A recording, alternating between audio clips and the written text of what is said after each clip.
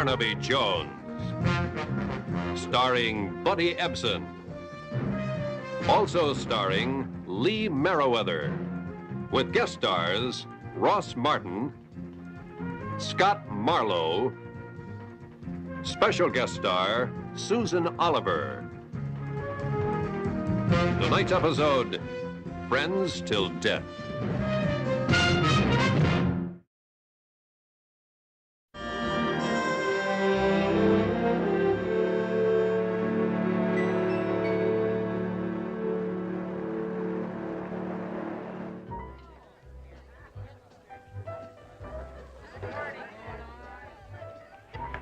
I was wondering when we'd ever get together again. So I'm so glad you called. I really am. Well, it's the one thing we swore we'd never do. Drift apart, remember? Which reminds me, I came across this the other day. I was doing some serious house cleaning. Where do you see this? That's something? The 3 expatriates.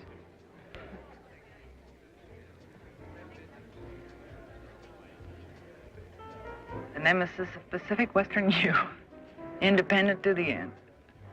Have you heard from Karen? Oh, neither have I. She's probably jet-setting around the world someplace. End up engaged to a baron or an earl, I figure.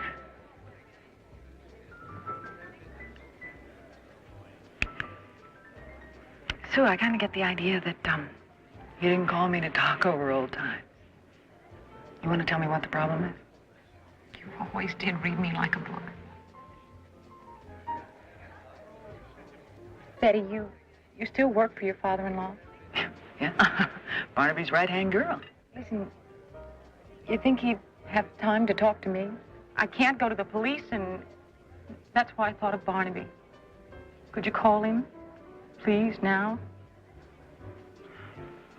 Sure. Thank you, Betty. I'll be right back.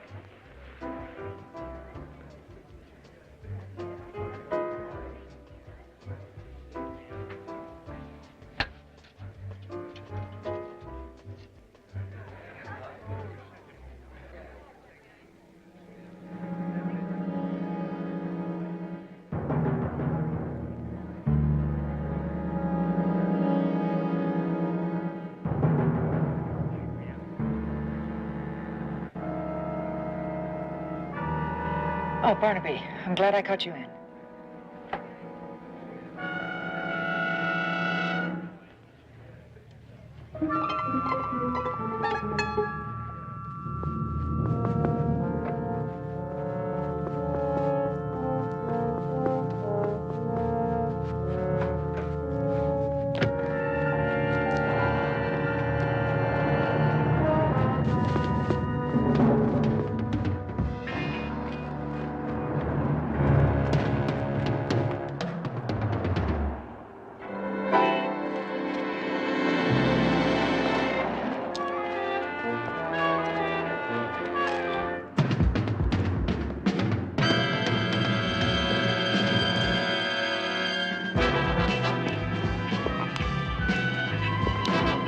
Where's the package? Stay away from me! We see it!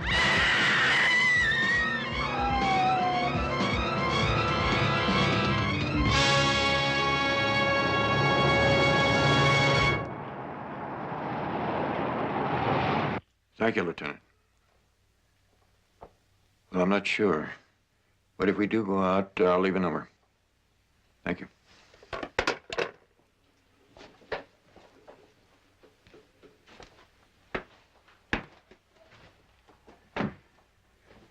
The authorities have decided that Susan's death was suicide.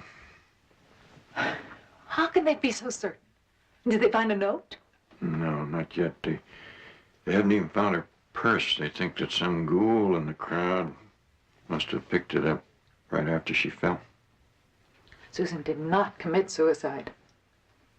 Self-destruction was not in her. Betty, it's in all of us a little bit, to a certain degree. You said she was upset in the restaurant. Yes, at first, but when she thought you were going to help her, well, it was as though I'd pulled her from an undertow. And why did she revert to suicide when you left her? Is that your question? Yeah. Well, I can't answer that without knowing what kind of trouble she was in. She would never have let go that quickly. She was a fighter from the first day I met her. The 3 expatriates. The what? That was one of the last things we talked about. It's what we called ourselves in college. I met Susan when we were freshmen. She couldn't make a sorority, and we went into a dorm together, and then a third girl joined us, Karen Macklin. So you became the 3 expatriates? Yeah. I am suddenly becoming very tired. But I wanted to ask you something about a new client. Yeah. Later. I'll take you home.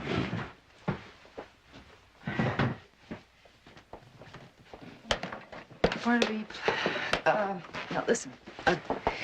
This new client, can't wait. It's, me. I want you to look into Susan's death. We'll talk after you've had some sleep. Now, please. Betty, I can understand how personal Susan's death is to you. It's personal to both of us, Barnaby. Barnaby, please. Her last act was to ask for your help. Now I'm asking. Please, will you look into her death? You really need an answer. No.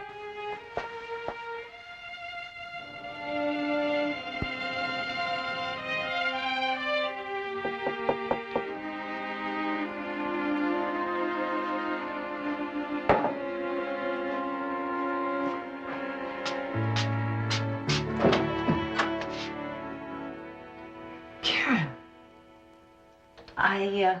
I just flew in from Hong Kong last night, and then I read about Susan. I was with her when she died. Oh.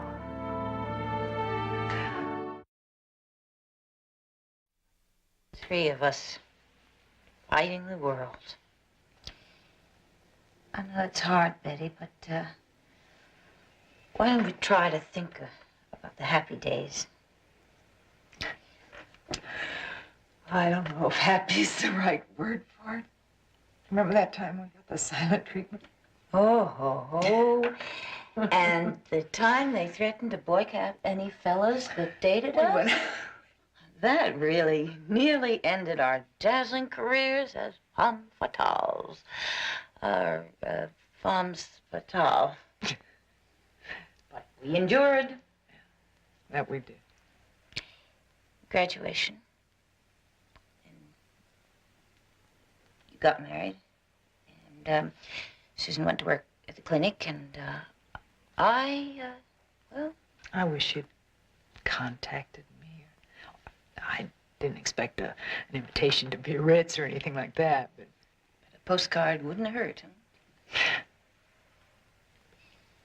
Yeah, I guess I became a snob. I'm just sorry that it was Susan's death that reunited us. You know, I want to help with the arrangements for Susan's funeral. I know you haven't had time to do anything about it, but... Thank you. I haven't been able to think much past yesterday in the restaurant. Did Susan say anything about the kind of trouble she was in? No, nothing. It's just that she couldn't go to the police. Oh, hey, I've got to leave. I've got a long way to my hotel. I wish you'd reconsider and stay here. I'd love to, except that we just stay and talk all day, and you need some rest after all you've been through.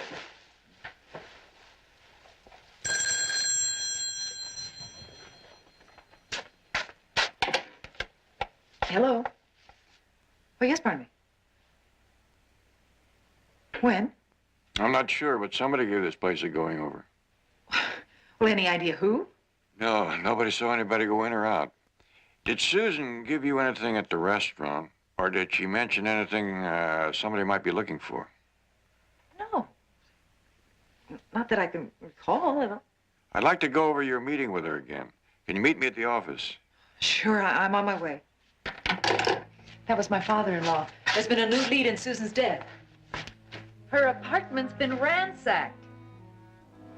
You mean robbed? No, Barnaby thinks someone was searching for something. I don't understand. You may have a clue. I don't know. We're going to talk about it anyway. Say, listen, why don't you stay until I get back? Of course, I don't know how long I'm going to be.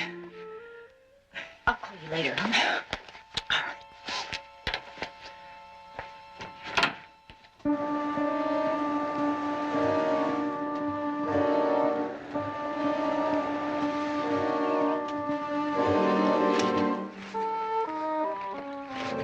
Did you find it? Do I look like I did? All right, what did you learn? Well, Betty doesn't know anything about the package, but her father-in-law saw Susan's apartment just after you got through with it. He knows somebody is after something. But does he know who or what? No, I don't think so, not yet. You know, we wouldn't be in this fix if you waited for me at the Hong Kong airport. If you waited for me just a little longer. How could I wait when I saw the police pick you up? I thought the whole setup had been blown. My only thought was to get on that plane. But the police didn't even know about you. How did I know what you'd tell them? Well, I wasn't about to confess that you were smuggling $1 million worth of heroin out of the country for me. All right, I panicked. Anyway, I got the stuff through American Customs. Yeah. And gave it to your girlfriend. Well, what else could I do?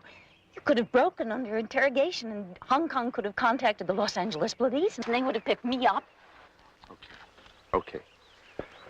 Look, we are over the time limit on this delivery. And we have got to find the lead on that package, and we have got to find it very fast. Now, it wasn't in her purse. There's no report it was on her body. I couldn't find it in her apartment. She must have hid it somewhere else. You're hedging one option, sweetheart. Your friend Betty. I don't know, maybe something happened between her and Susan before I got there at the restaurant. What do you mean? What I mean is, we need information. I want you to move in with her. Oh, Vince, I don't want Betty involved in this, too. Please. Sweetheart, we'll do what's necessary. I mean, if it's her life or ours. Come on, baby, there's no contest.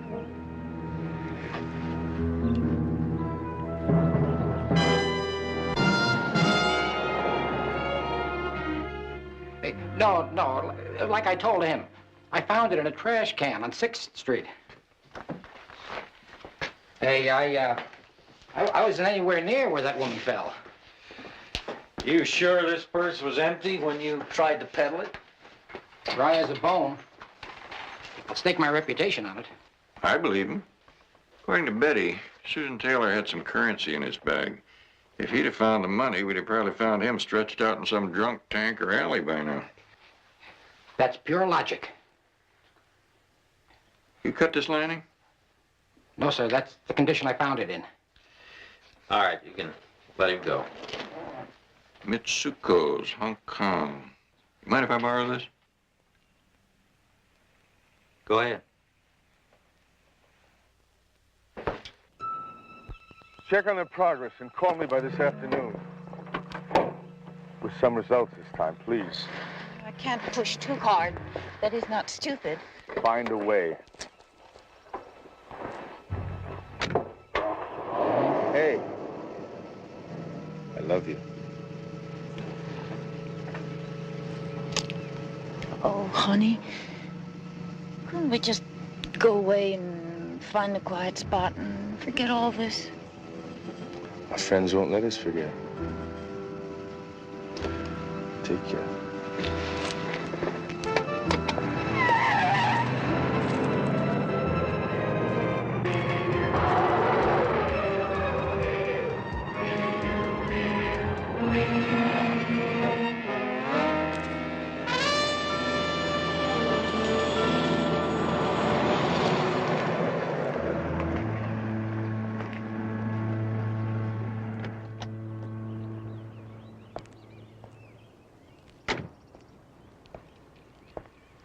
Oh, hi, Vincent. Hey, I can explain, Jerry. No explanation's necessary. Not to me, anyway. Just that Mr. Emery's worried. Yeah, I can understand. 2 days, no word. Thinks you're avoiding him. What can I tell him? Well, I was delayed. I lost sight of this girl I was using. You mean the one that just drove out? All right. We had a mix-up. You mean you took your eyes off the ball? Look, Jerry, just let me explain the whole... No explanation's necessary. Just that in any ball game, you get only 3 strikes. You already got 2. You didn't show up at the meeting? Strike 1. We had to find you? Strike 2. Do you have the goods? Not, can you get them? Do you have them?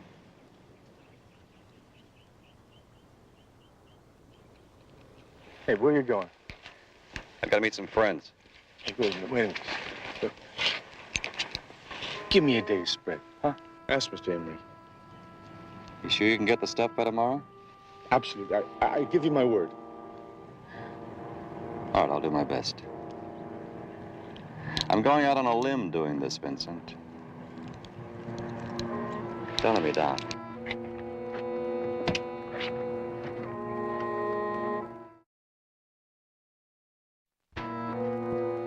Oh, Barnaby, I'd like to meet Karen Macklin. The 3rd expatriate. Jones? Karen, it's a pleasure. Karen's going to stay with me during her visit. Betty bribed me. Promised I wouldn't have to help with the housework. I wouldn't count on it. Oh. How long are you going to be here, Karen? Until I wear out my welcome. Which will be a long time, because I'm going to insist. Is that Susan? Did she ever mention having been to Hong Kong? No. Oh. Well, she could have bought that locally, Barnaby. A lot of shops sell Hong Kong goods. Never heard of a local shop named Mitsuko's. Maybe Karen could help us. I understand you just got in from Hong Kong. Oh, well, I was just there one day. I'm not familiar with the shops. Oh.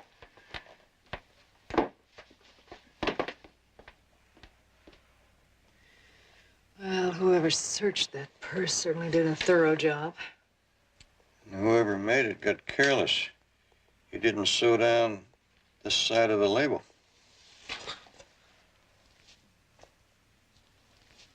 There's something behind it. Here.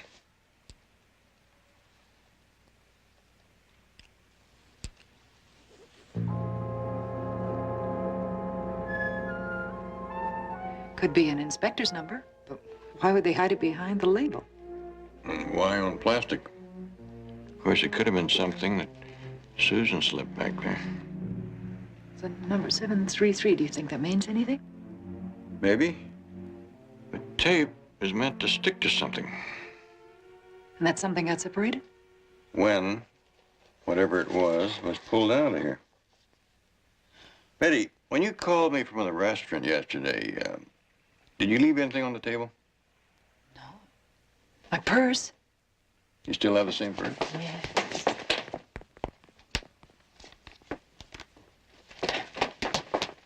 Here it is.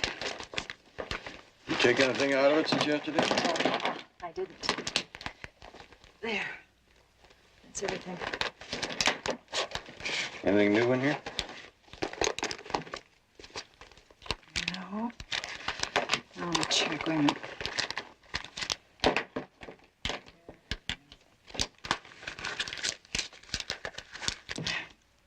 My driver's license is expired. That's it. What now? Well, I think I better do a little more checking on Susan, what she was up to the last few days. Was there anything I can do to help? No, you just have a good reunion with Karen.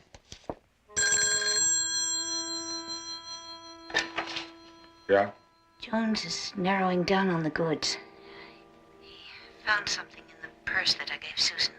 What was it? A plastic label with the number 733, but not what it belonged to. But I think Jones is going to find our package for us. Oh, good. Let's just hope it's soon. Look, don't call me here anymore, Karen. I'm moving out. What's wrong? There's no time to explain. I'll be at the Elwood Apartments in Hollywood if you have to contact me. Goodbye.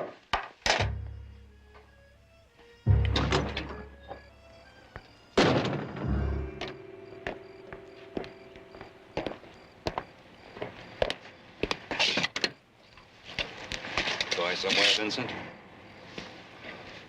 Something came up. I was gonna call you.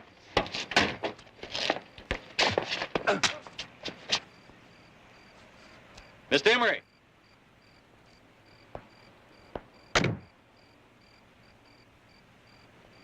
Thank you, Jerry. Oh, come, Calvin, please. You're ruining Mr. Talbot's clothes. I'm sorry, Mr. Emery. Beautiful leather. You have such exquisite taste, Vincent. So expensive. I wasn't gonna run out on you, Mr. Emery. I promise I wasn't. Of course not. You wouldn't be that stupid. Shall we go inside, gentlemen? Looks as though Vincent has developed a chill. I know we lost the heroin, but I'm gonna get it back for you, I promise. Ah, I see, Jerry. I told you we had nothing to worry about. There's no need for me to leave that party. I told you. Vincent's completely trustworthy. See, there's this guy, Barnaby Jones. He's a private detective. He's got a good lead where the stuff is hidden. A private detective? A friend of yours? No. There's nothing to worry about. You see, what I did was I had Karen stay with his daughter-in-law. I figured with her in hand, hey, he'll lead us right to the stuff. As a matter of fact, it's a very good plan.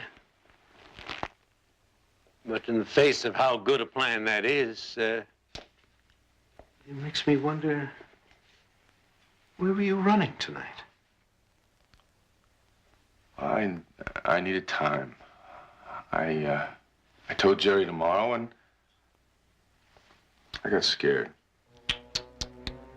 Fear is the enemy, dear boy. It puts lines in the face. Even a handsome face like yours. It also makes one do very foolish things, like drawing a gun on Jerry here. Jerry. Yes, sir? You think you might be able to put an end to poor Vincent's fear? Hey, come on, man. Don't hurt me. Oh, we're not going to hurt you. Jerry's going to kill you. Oh, man, come on. Hey, you need me. You need me. No. Your plan really is quite good.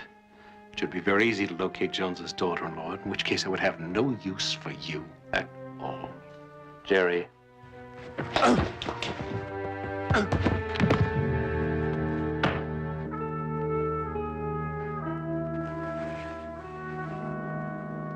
Jerry, in the future you must learn to be more careful.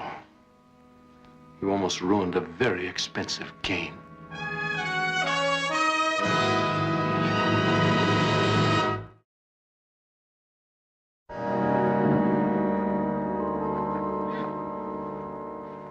Is it complete inventory? That's it, Barnaby. No other effects on Susan Taylor's body or clothing. You wanted the autopsy report?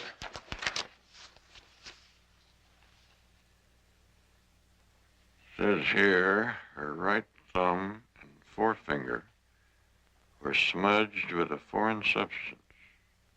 Maybe she clawed at the building edge when she fell.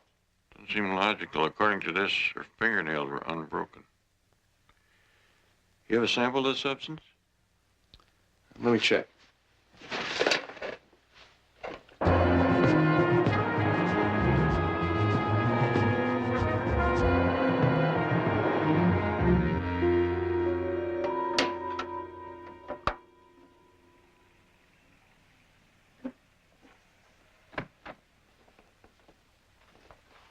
Any luck with that sample? Here's a breakdown. Red, yellow, black, iron oxide. Triethanolamine stearate. Of course. Carnauba wax, beeswax and shellac? All adds up. To what? Furniture polish? Eyelash polish. That box of mascara still in your purse? Yes. Here you go.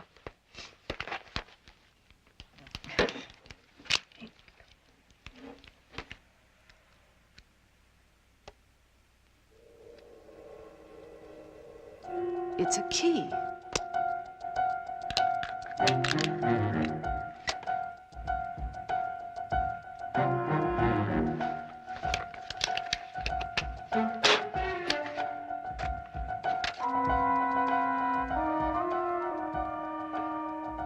They seem to go together. Yes. It's a key 733, but a key to what?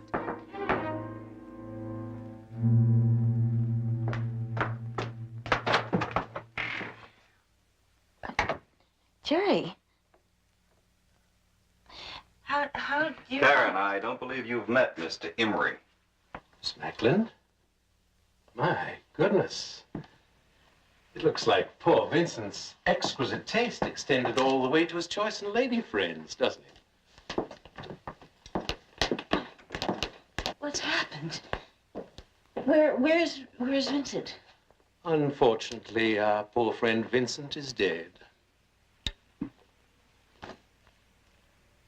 What? Dead. You killed him? Yes, unfortunately.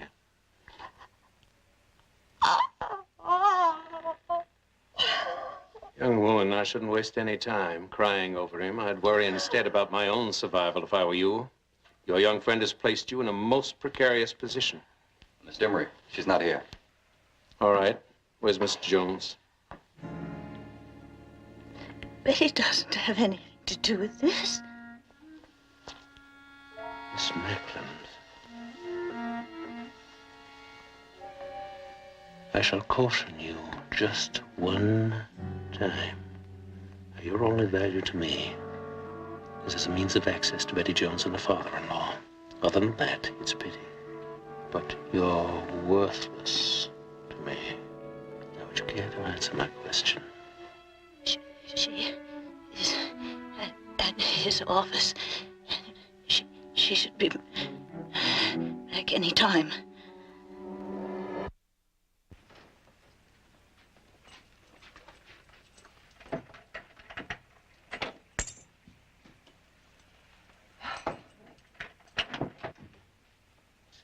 Karen, I've got some news. Barnaby found a key. A key? Found it in my mascara case. Susan must have put it there that day at lunch. What kind of key? The key man told Barnaby it could be to one of those frozen food lockers. He's checking it out now. What puzzles me, though, is why Susan was so secretive. You said that she was in trouble. Yes, but all this cloak and dagger stuff, I mean, what could she have had? She had my property, Mrs. Jones. Karen, who are these men? Permit me, I'm Maxwell Emery. These are my associates, Jerry, Calvin. Say hello to the lady. Karen, what's this about? It's about a mistake, Mrs. Jones. $1 million mistake your friend here made. It's about heroin, Betty. A friend and I smuggled a package of it into the country for him.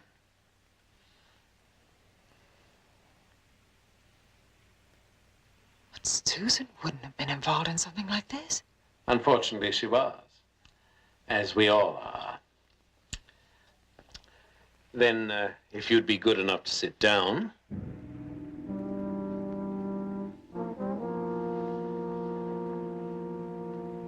We can, all of us, wait until our detective friend, your father-in-law, puts an end to these complications. Barnaby? Yes, you did say he was on his way to pick up my package, did you not? Well, if he does find it, you can be sure he'll not turn it over to you. Then I'm afraid the future holds very little promise for either of you. I abhor harming anyone, I assure you, but man does what he has to do.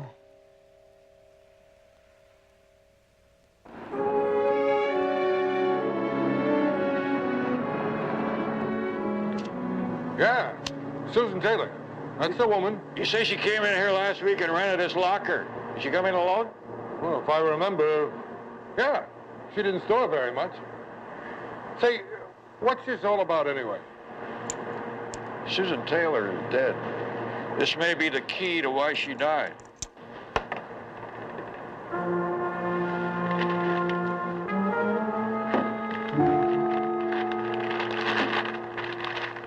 What's so special about ordinary rib roast?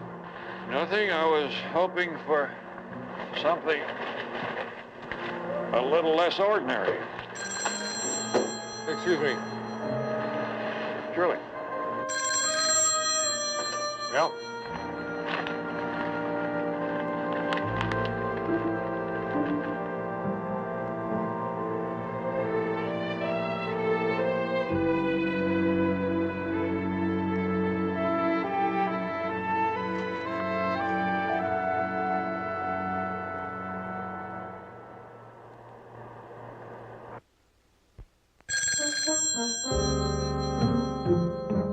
Answer the phone, my dear.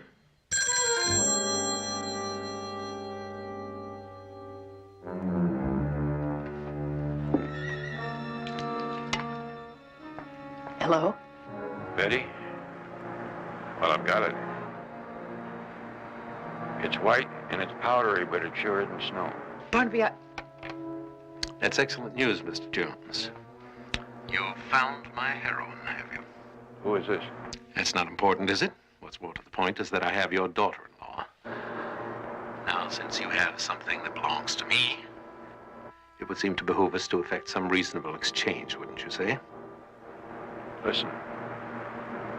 If you have any idea of harming her... Her personal safety is of utmost concern to me. Damaged goods would benefit neither one of us.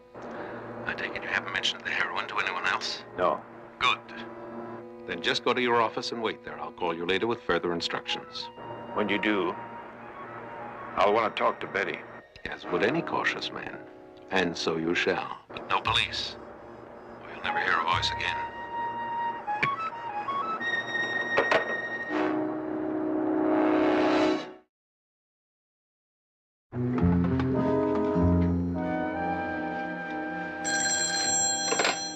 Jones. Ah, Mr. Jones. Are you familiar with the North Valley Dam? I know where it is. Good. Shall we say 3 o'clock? I'll bring the package. And again, no police. Is that understood? I'll be there. I want to speak to Betty.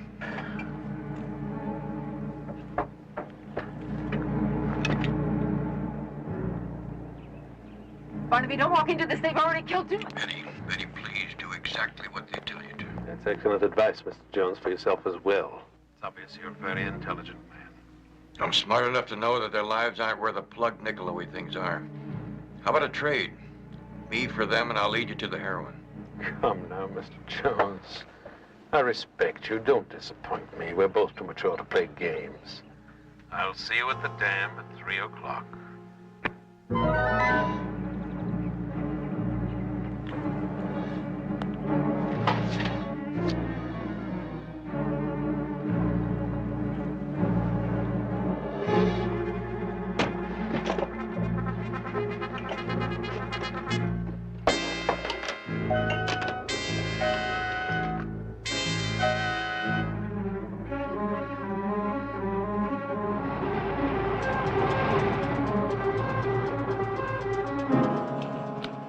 I trust those bonds aren't too tight.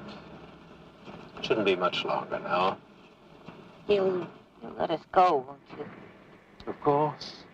Once I have my property, there'll be no further need for you. but you will need to leave the country. Yes. There are some rather nice watering places that should be lovely at this time of year. Not with 3 witnesses left behind. He has no intention of letting us live. It's a trap. Very astute. But I'm afraid your comment about my dilemma succeeded only in distressing your friend here.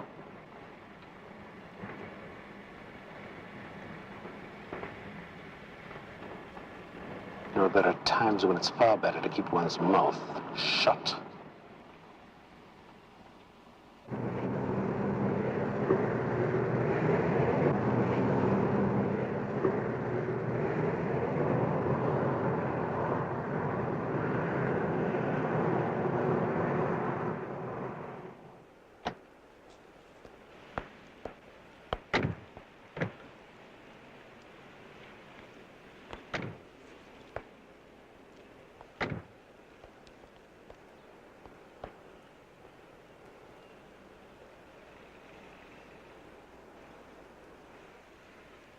Karen, how in heaven's name did you get mixed up in all this anyway? I mean, you were the girl who had everything. Sure. And I went along for quite a while on looks and friends, till one day we were gone. Then Vince came along. Vince? When I was here visiting Susan last year, I took her to a party. That's where I met him. He was so strong and so handsome. It made me feel 19 again. It wasn't until later I discovered how he got all his money. That's when he started using me to help him. How did Susan get involved? Well, Vincent and I were trying to get the heroin out of Hong Kong, and someone must have tipped the police. Anyway, they picked him up at the airport there, and I panicked. And when I reached L.A., I passed the package to Susan for safekeeping. Well, I told her not to look in the package. Well, at least now I know why she called me. She couldn't turn you over to the police.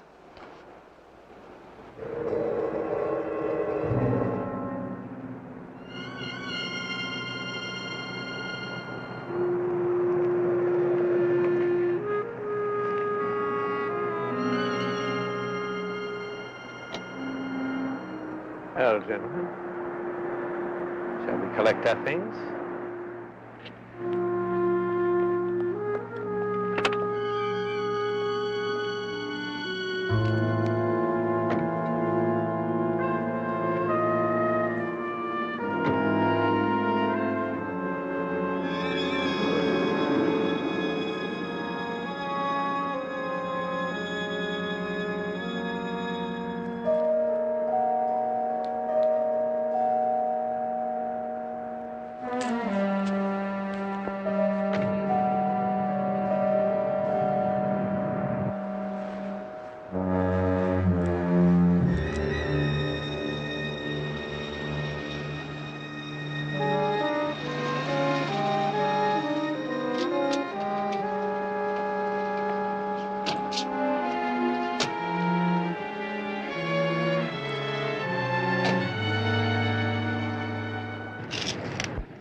What's he doing? I don't know.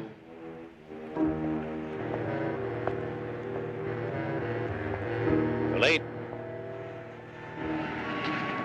Took a little while to rig the dynamite.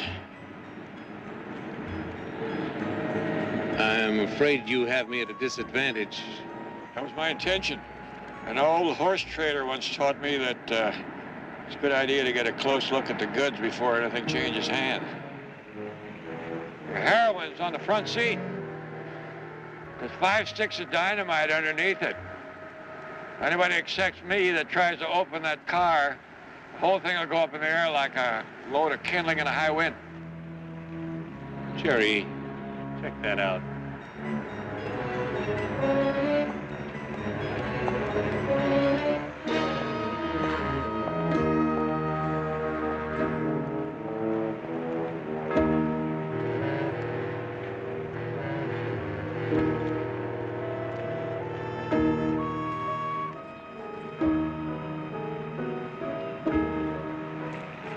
It's here like he says. Got wires running to all the doors.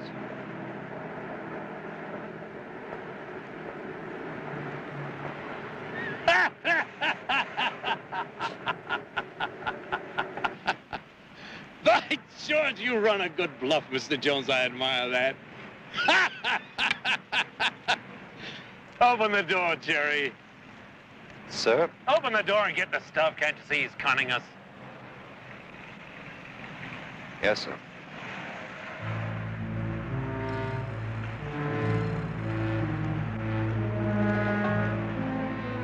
Of course, if you're wrong, the heroin goes too.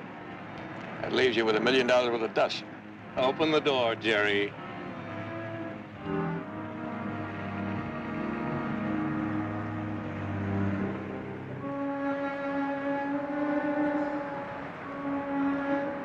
I'm sorry, Syke. I can't do it.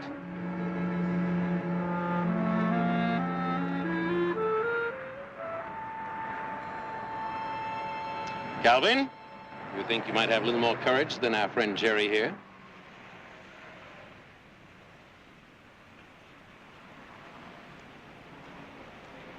No. I don't think so.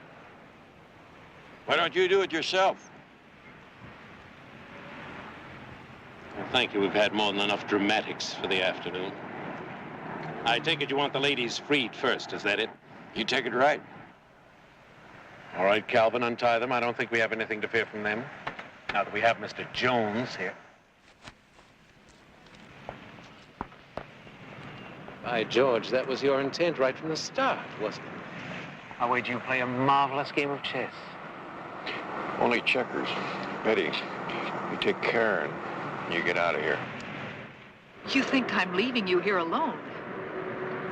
I know what I'm doing. As soon as you're over that rise, I'll give him the heroin. Now, don't worry. Go on.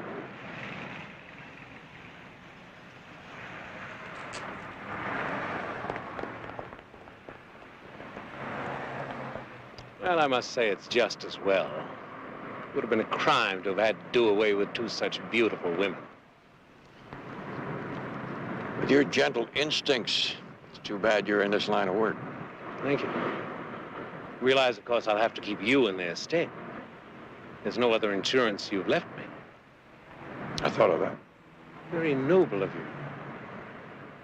It's a most unusual trait in a man as shrewd as you are.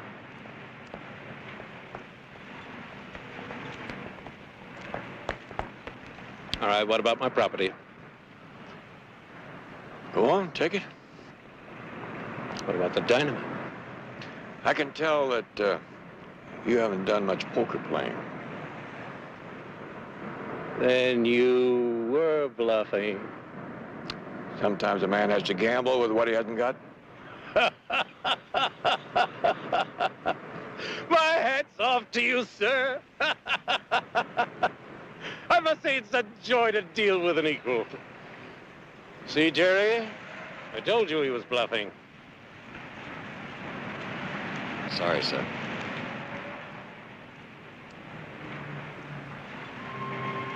Open the door.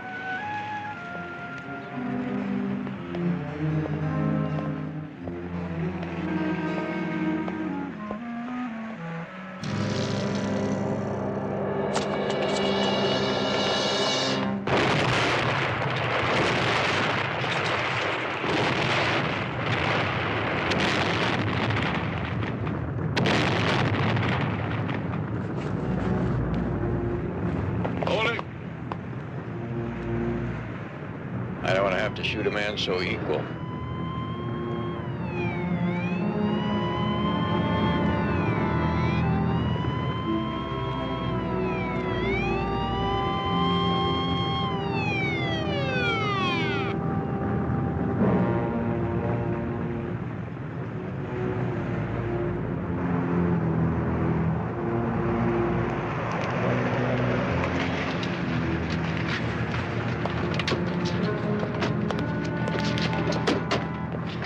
You're right.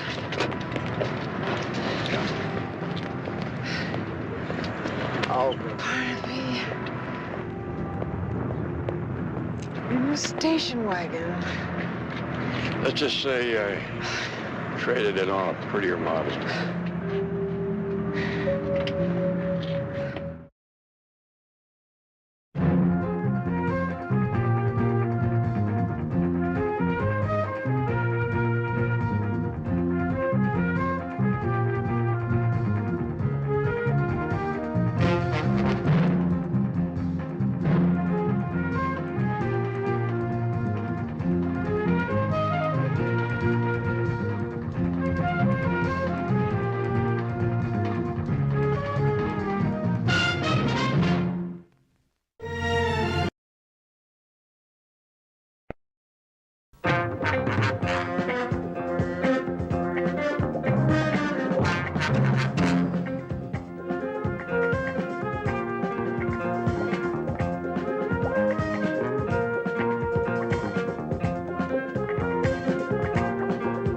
Barnaby Jones, a QM production, starring Buddy Ebsen. Also starring Lee Merriweather, Mark Sheriff, with guest stars Claudette Nevins,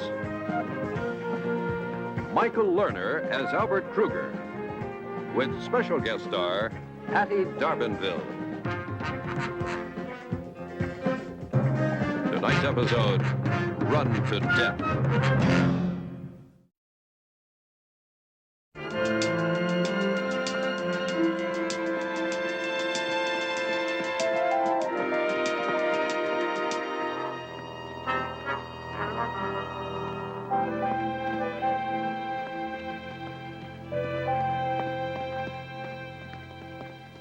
Good morning, Larry. Hi, Betty. Haven't seen you in a couple of days, huh? You been away? I've been lazy. Would you believe that I'm already up to 2 miles a day? You're kidding. 2 miles? That's round trip, of course. Huh? Not bad for a fella just coming off a massive heart attack, huh? It's terrific. You're really making great progress. Yeah, well, another month and I'll give you a run for your money. You're on. Hey, this is where I turn around and go back. Okay. See you tomorrow? If I don't get an acute case of the lazies. Bye. Bye-bye.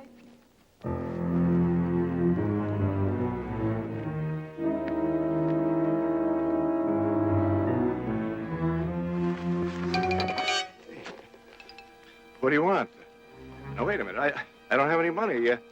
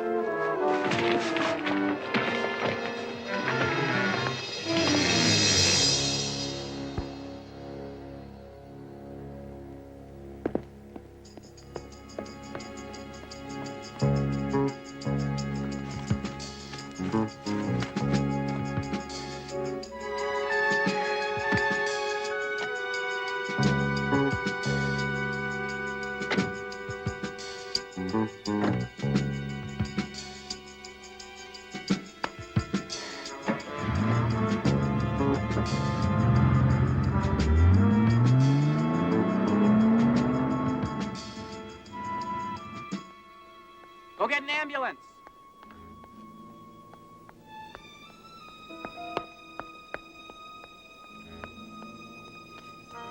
Oh, good Lord. I said go get an ambulance. That's Larry Collins. I think he's dead. Oh,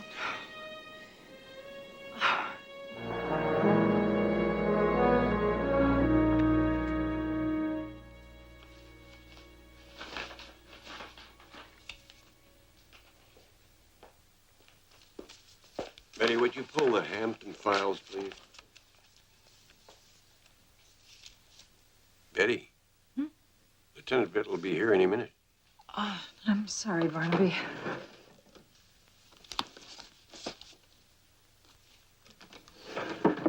Are you still fretting over the death of that theatrical agent friend of yours? Yes, I guess I am.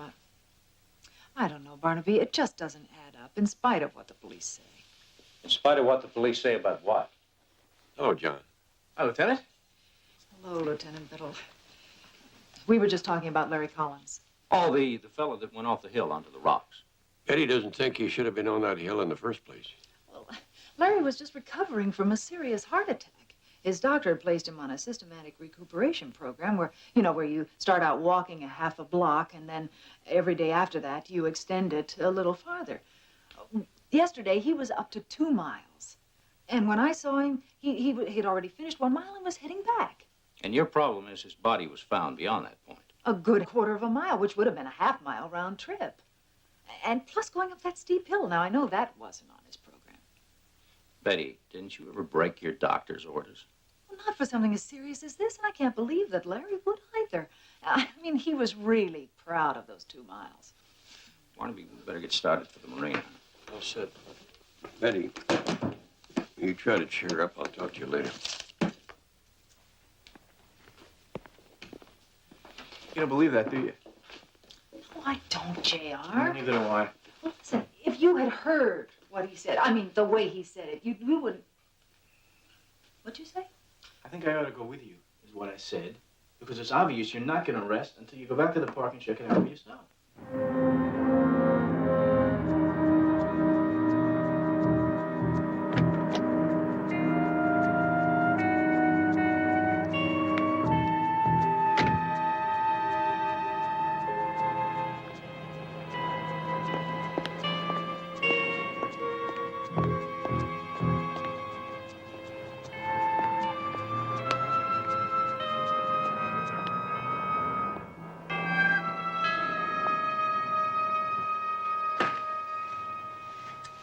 It's Miss Parks. Oh, yes. Anita! Jessica, I'm so sorry. I came as soon as I heard. Oh, what am I gonna do? Why did he have to do all that walking? Why didn't he just take massages? It was such a shock. And even though we all knew about his condition, that it could happen again, it's still so hard to believe. I loved him so much. I know. I really did, I you know? know. Look at me, I'm shaking like a leaf. All right, now listen. The first thing we have to do is get you a doctor who can give you some... No, wait a minute. Wait, I have just the thing. Remember when Larry first got sick and the whole burden of the agency fell on me? I thought I was just going to come apart at the seams. Well, these little guys saw me through, and they're going to do the same thing for you. Anita, you're such a good friend. And I can't tell you how glad I am that you're there to take care of the business. Then you want me to stay on? Want you? You have to stay.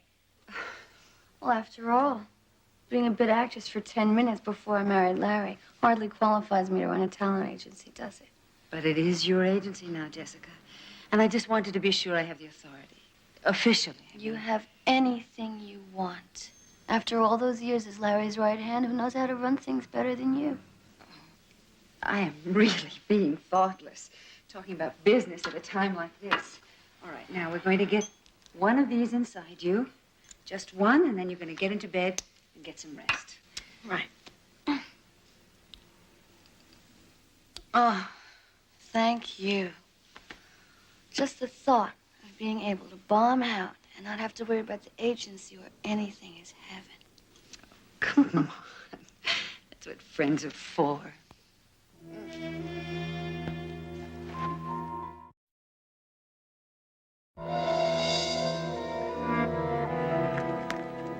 Well, there's only two reasons I can think of to come up here. One is because you want to, and the other is because somebody else wants you to. All I know is if I had a bad heart, I sure wouldn't want to. And that suggests force. Yeah? Yeah, well, there should be signs of a struggle here, shouldn't there? I'm afraid we're not going to find much of anything on this hard surface.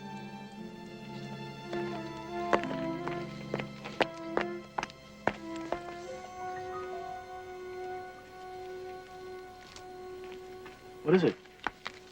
Sliver of glass. Was Collins wearing glasses? No, but it could be his watch crystal. The police report said his watch was broken. Here's another piece. Oh, JR. Oh, if these pieces match Larry's watch, then we could be talking about murder, couldn't we? Suspect? Me? You think that I... Well, you want to know what I think, Lieutenant Biddle?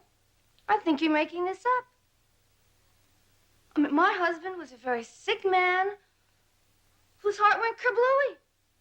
It's obvious. Yes, ma'am. It's so obvious that we might have overlooked evidence to the contrary if it hadn't been for a friend of your husband's who was in the park at the time. What friend?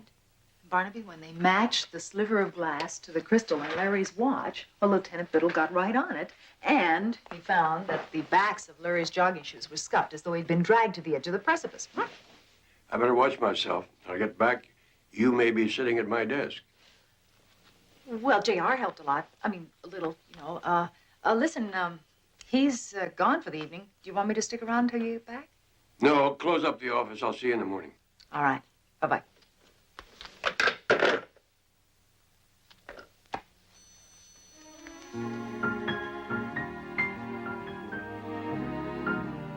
I'm looking for Betty Jones. Ah, I'm Betty Jones. May I help you? I'm Jessica Collins. Oh, you're Larry's wife. Uh-huh. The police say you're the one that made it look like my husband was murdered. I made it look like? Well, you found the evidence. Oh, yes. Well, now I'm in big trouble. You're in trouble? How? Well, that Lieutenant Biddle, he thinks I killed Larry to become the sole heir.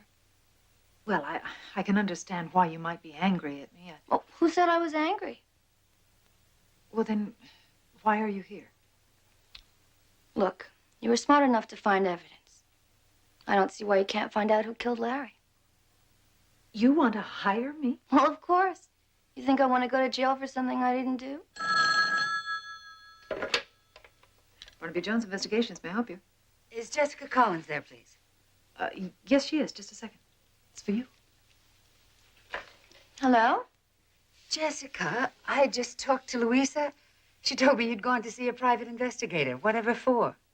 Oh, Anita, it was terrible. The police think Larry was murdered. Murdered? Yes, and they suspect me. Well, I'm just here. I hired Betty Jones to find out who really did it. What makes them think he was murdered? Look, Anita, can I call you back a little later? I'll fill you in, okay? Yes, sure. Why don't you call me at home a little later? Bye-bye.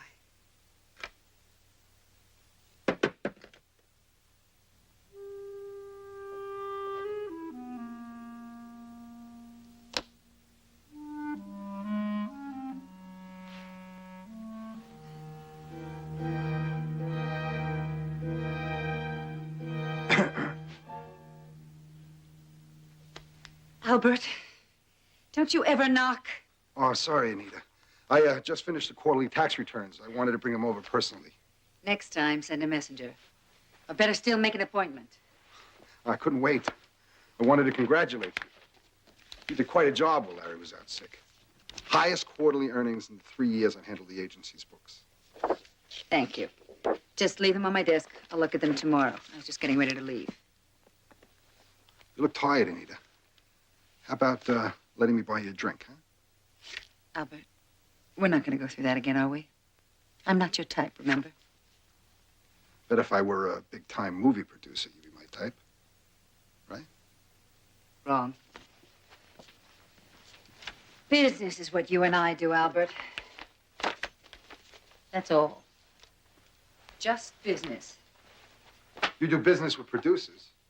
They hire your clients like That new actor, Troy Michaels, they hire him a lot. That's because I'm such a good agent. Good? No, you're better than that. I mean, to get so much work for Troy Michaels, you know, when there isn't any such person. Don't be ridiculous, Albert. Of course there's a Troy Michaels. Uh-uh.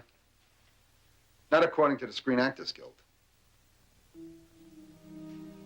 You know, it's very funny.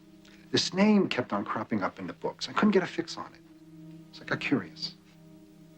How curious did you get, Albert? Enough to know how you stole $112,000 from the company's funds, false entries of large sums earned by Troy Michaels, checks written by you and mailed to a box number, which you then picked up and deposited into an account under the name of Troy Michaels, which you signed. You even deducted commission. Very clever. Apparently not clever enough. Well, I think maybe you underestimated me, that's all. Well, I'll be careful not to let that happen again. Good. Now, how about that drink, huh? Of course, Albert. I'd be delighted.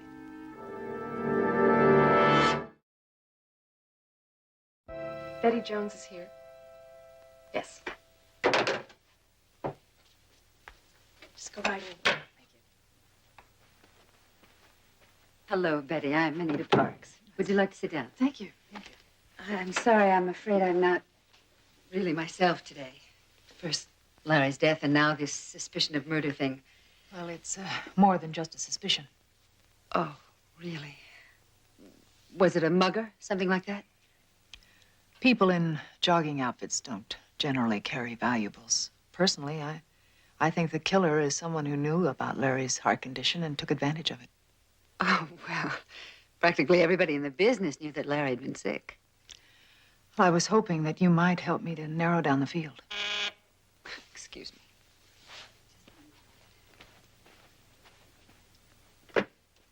Yes, Nancy. Okay, put him on. I'll just be 1 minute. Hello, Jack, how are you? Yeah, listen. Carl read the script, he loves it. 500,000, come on, you know he gets $750 a picture. Okay. I tell you what, I'll make you a deal. You buy Jerry Wilson for the part of Tony, and you can have Carl for $650. How's that? All right. You think about it. Give my love to Barbara. Right, ciao. I'm sorry. Life goes on. Where were we? We were looking for someone who wanted Larry Collins dead. I'm sorry, Betty. I wish I could help you.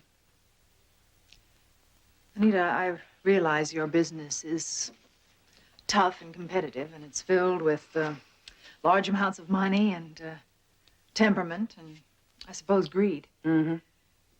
But in my business, those can all be motives for murder. Oh, Betty, in mine, they're just the tools of the trade. We don't hold grudges. Tomorrow, the same people are making different deals. It all changes from one day to the next. But I realize the position you're in. After all, it was Jessica who hired you, so you really have to look elsewhere for your suspect. Elsewhere? I see, and you don't think I should? I'm sorry. I didn't mean that the way it sounded. Jessica and I are very, very close. I wouldn't want to do anything to hurt her. Yes, Nancy. Look, you tell Albert. Just tell him I'll call him back later. Thank you. Oh, taxes. What a bore. Was that Albert Kruger, the accountant? Yes. I have a luncheon appointment with him. Now, I must be going. Perhaps we can talk another time. Anytime. And if I think of anything that I think might be helpful, I'll get in touch with you. I would appreciate it. Sure.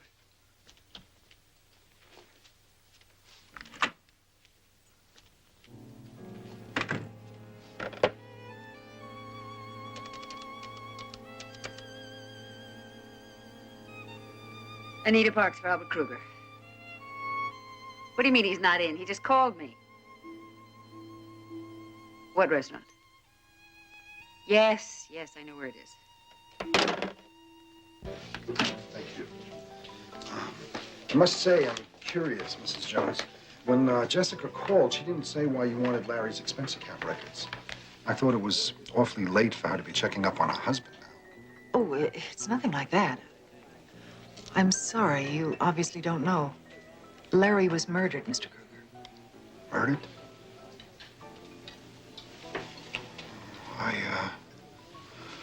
I was told it was his heart.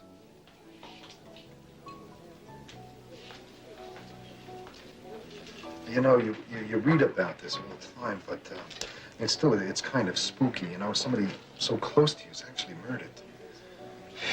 You have any idea who did it? Well, before we can find out who, we have to find out why. The problem now is motive. Can you think of any? Well, for heaven's sake, look who's here. Rita. I was just going to have lunch with a client of mine and he had to cancel at the last minute. I'm all alone. You mind if I join you? Anita, Mrs. Jones has told me that Larry was murdered. I know. I know. It's hard to believe. I was hoping that Mr. Kruger might be able to shed some light on the mystery. For example, if it was a monetary motive, wouldn't that show up in the books? I mean, have you noticed any unusual entries? Oh. You just finished doing the tax returns. If there was something unusual, you'd remember. Yeah, sure. Oh, no, nothing.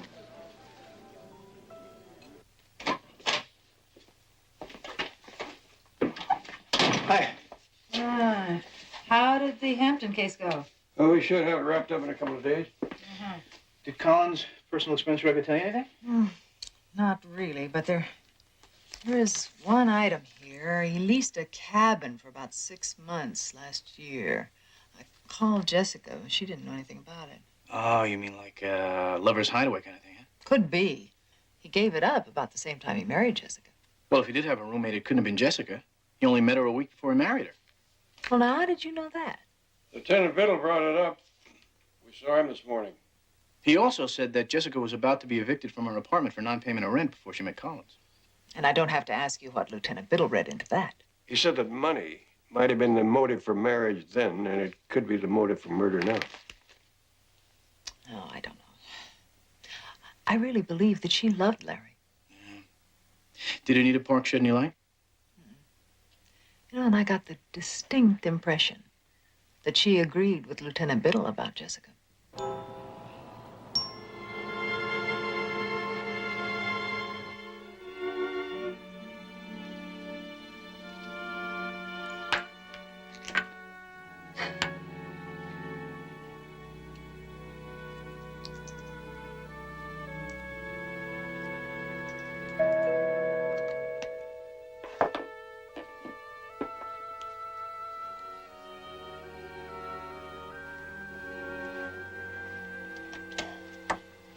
Albert, come on in. Oh, you look terrific, Anita. Thank you. Oh, how sweet. We'll have time for just one drink before dinner. Why don't you make yourself comfortable? I like the place. Lots of class. Now I can see what all that extra petty cash Larry took out of the company went for. Larry never spent a penny on this place. As a matter of fact, he never even saw it. Oh, yeah. I guess it would have been dangerous for him to come here. Dangerous? Sure.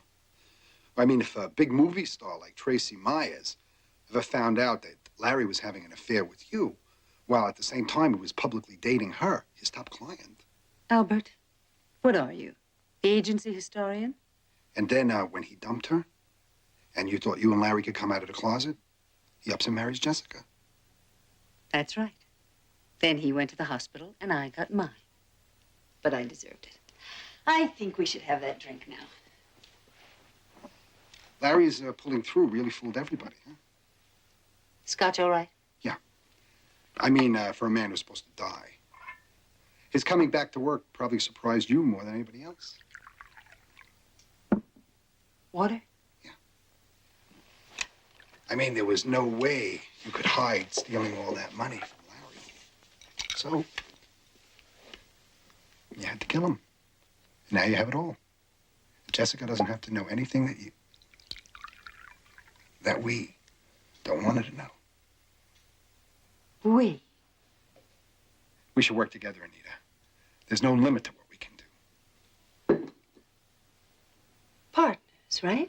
50-50. In the agency, including the money you already took.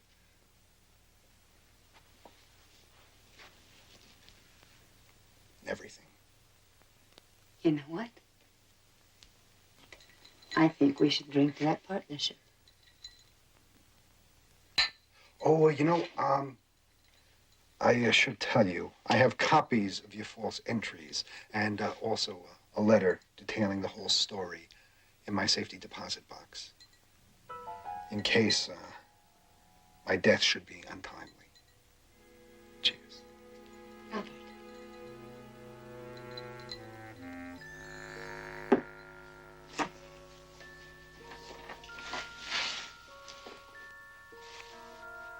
I like your style. Oh, how clumsy. Let me get a towel. I like the first idea better.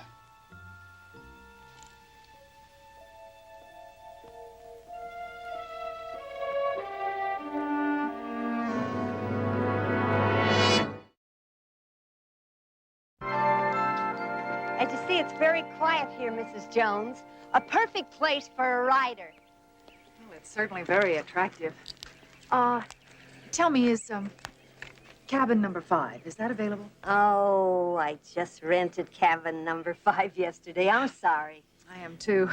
Your place was recommended to me by a friend who said that that was the nicest cabin. It had the best view and everything. Oh. We have other cabins just as nice.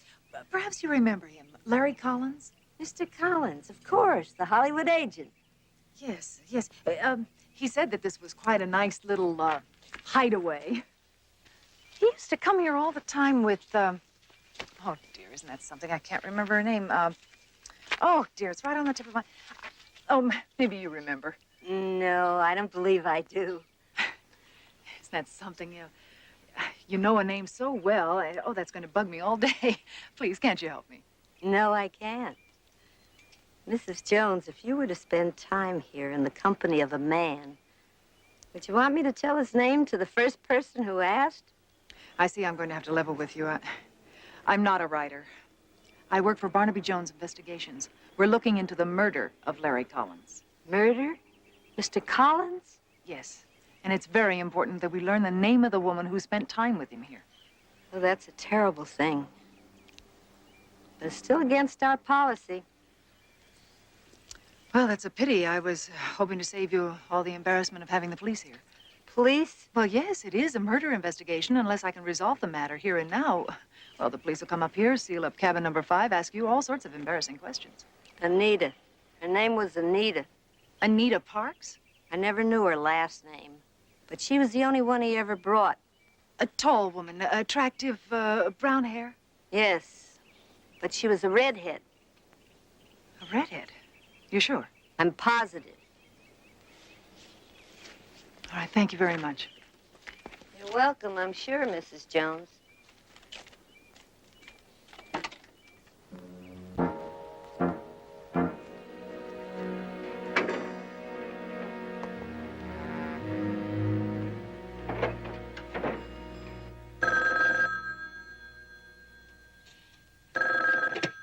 Hello? Jessica, darling, it's Anita. How are you? About to come apart, I think.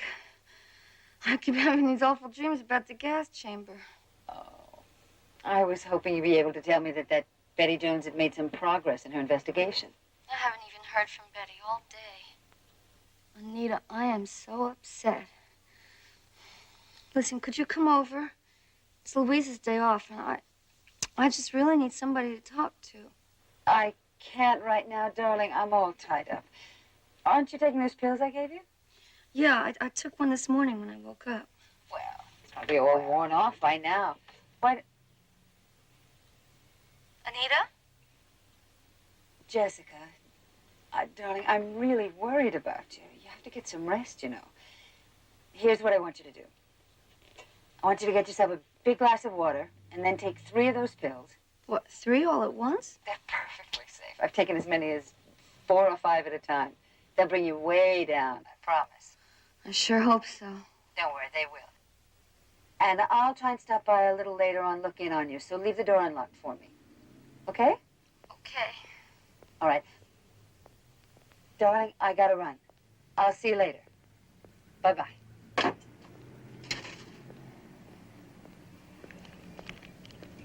Albert! Nita, what are you doing here? I was just on my way up to your office to see you. I have something for you. Partner, What is it? open it up.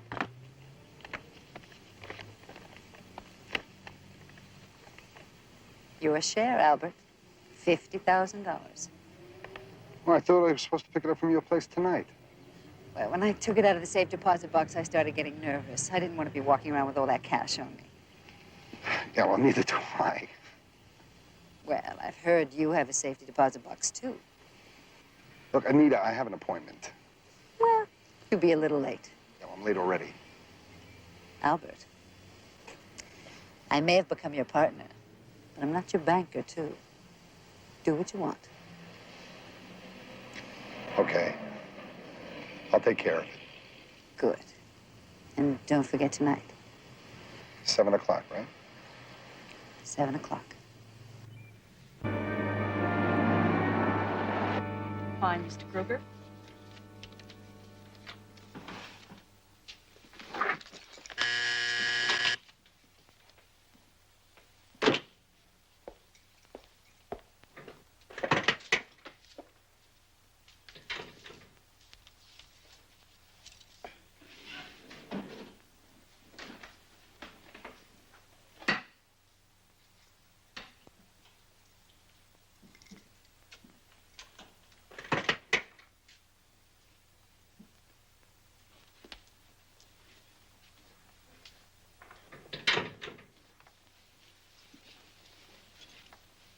Oh, thank you. Oh, back so soon.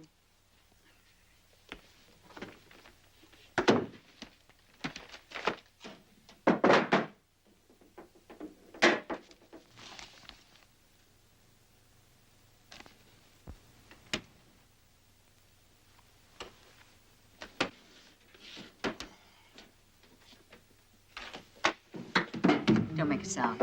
Nita. Get that door closed. Go on. We'll have a board meeting later, partner. Right now, I want you to take everything out of that box and put it in here.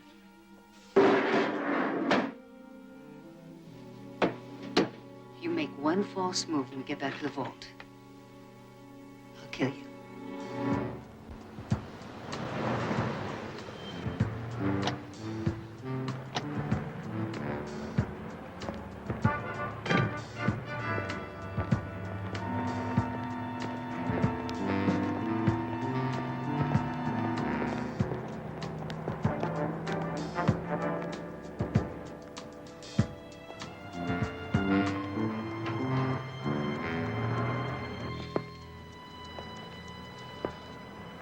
Nita, what's going on? Jessica? Jessica? What are we doing here? Don't you ever listen, Albert? I told you. We're going to dissolve our little partnership. Okay, anything you want. But what does coming here have to do with anything? Move it. Get in there. Go on. That's good. Keep going. Over there. Jessica? Jessica? She dead? Take your shoes off, Albert. My shoes? Come on. You're always so anxious to get your shoes under a pretty girl's bed. Now's your chance. Do it. A little faster. Nita, for God's sake. Get him under the bench. Good. Okay. Now, in there. Come on. Inside.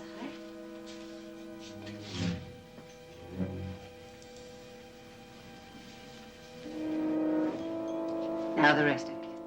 Coat, shirt, pants, everything. Anita, look, I won't bother you anymore. I'll go away, all right? You'll never see me again. I promise. I do. Come on, come on, come on. I promise. All right?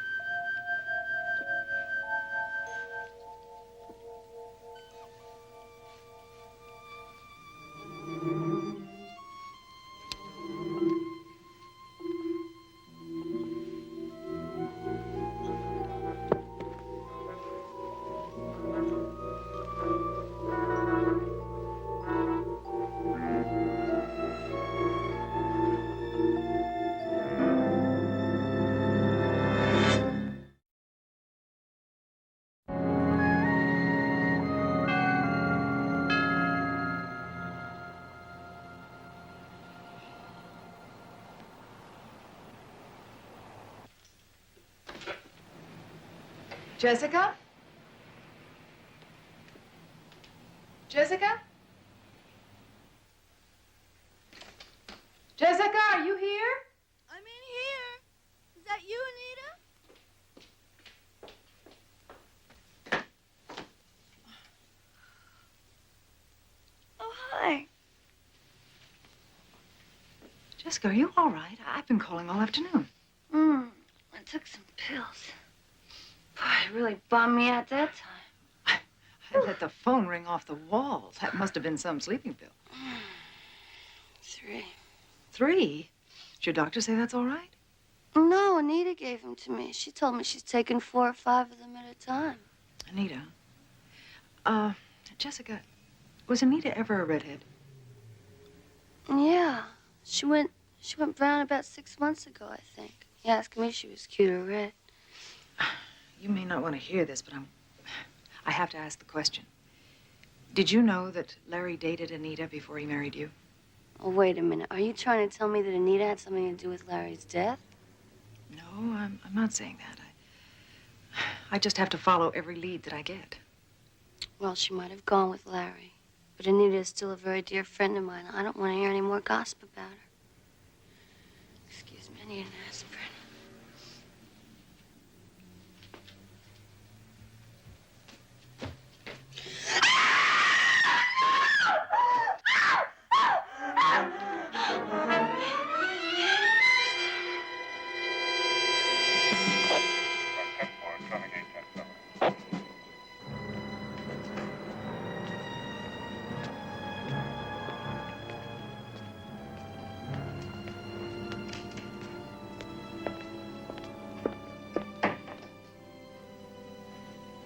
I'm sorry, Mrs. Collins. They'll have to take you downtown now. Oh, Betty. It's all right. I'm not a murderer. Please make them believe me. Please, please. I'm going to do everything I can. Go on. It'll be all right.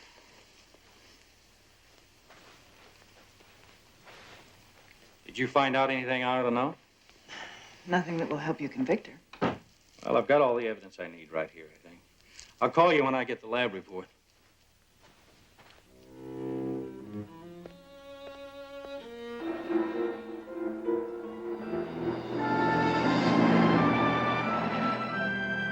Okay, Lieutenant, thank you. Right. Goodbye. Well, that's it. The gun that killed Albert Kruger was registered to Larry Collins. Jessica said she thought it looked like his. But she said that she made him keep it at the office because she was afraid of guns. Oh, maybe so, but her fingerprints were all over it. I get the impression, Betty, that you think this is some kind of a frame. You're right, Barnaby, I do, but I don't know why just yet. But I think Anita Parks does. When I went to the Collins house, the front door was unlocked. And when I went inside, Jessica said, "Anita, is that you?" Now, when I asked about it later, she said that when Anita called and told her to take the 3 pills, she said that she might look in on her later to leave the front door unlocked. Yeah, that sure does sound like a frame, doesn't it? She could deny it. Her word against Jessica's. And Jessica did not know that it was Anita who shared the Las Tunas cabin with Larry. Clandestine affair with her boss, who was later murdered. His widow, who inherited the agency, is arrested for the murder of the firm's accountant. There's got to be a motive in there somewhere. But I don't think it's going to be easy to prove. If I could just put Anita and Kruger together earlier this afternoon, that'd be a start. Can I help?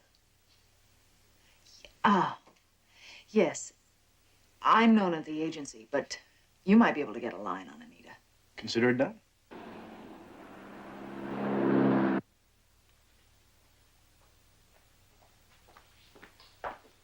Betty, hi. I got here as soon as I could. What's up? Oh, hi, JR. I'm renting a safe deposit box. What? Well, I think we're on to something. Albert Kruger had an appointment yesterday afternoon with a Mr. Nelson. Now, he said that Kruger was very anxious to leave to cut off the appointment so that he could get to his bank. This one? Mm-hmm. Nelson said he was very nervous. He thought it had something to do with the large envelope that he never let out of his hands. Did Nelson know what was in the envelope? No, but I got Lieutenant Biddle to do some official checking through the manager here, and he gave permission for this young lady to tell us everything she knows about the case. Mr. Kruger was carrying a large manila envelope when he came in. Be fun to look in a safety deposit box, huh? Mm. Oh, and get this. He came into the bank alone, but he left with another customer, a woman. Anita Parks. Oh, she had no appointments yesterday? She was out of her office all afternoon.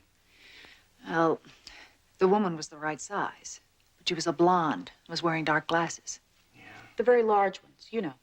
You think she could have been wearing a wig? I don't know. I only remember her because she came back so soon. You mean after they left? No, right after Mr. Kruger got here. You see, she'd only rented her safe deposit box an hour before. Can you give us her name and address? No, I'm not supposed to do that. Probably a phony anyway.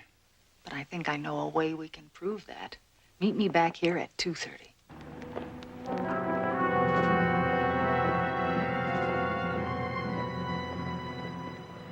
And I've got you the very best defense attorney in the state. Oh, Anita, what would I do without you? Oh, come on, just try not to worry, okay? Oh, listen, would you have the lawyer talk to Betty Jones? Sure, but why? Well, I'm not sure. It's something about Albert and some woman at a bank. Right now, Betty's trying to get a court order to open both of their safe deposit boxes. Oh, sounds very mysterious. Listen, darling, I really have to run. I'll be in touch with you just as soon as I can. Thank you, Anita.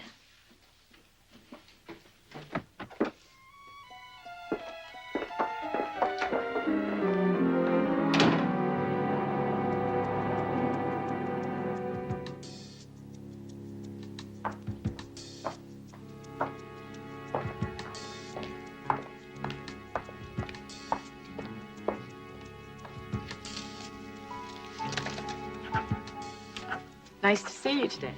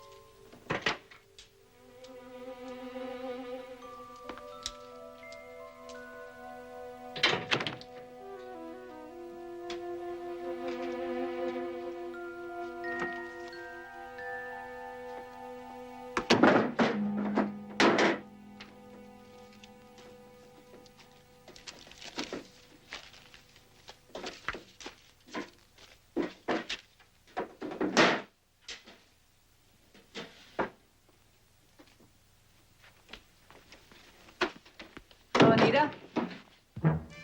I'm sure the police would like to see what's in your bag. Get out of my way.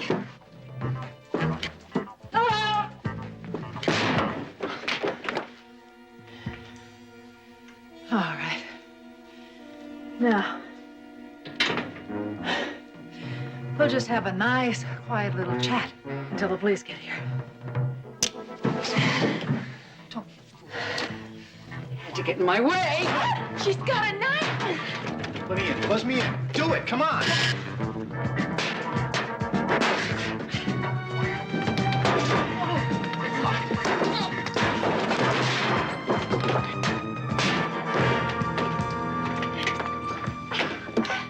Okay. Are you all right? Betty, will you do me a favor next time? Leave a key under the mat.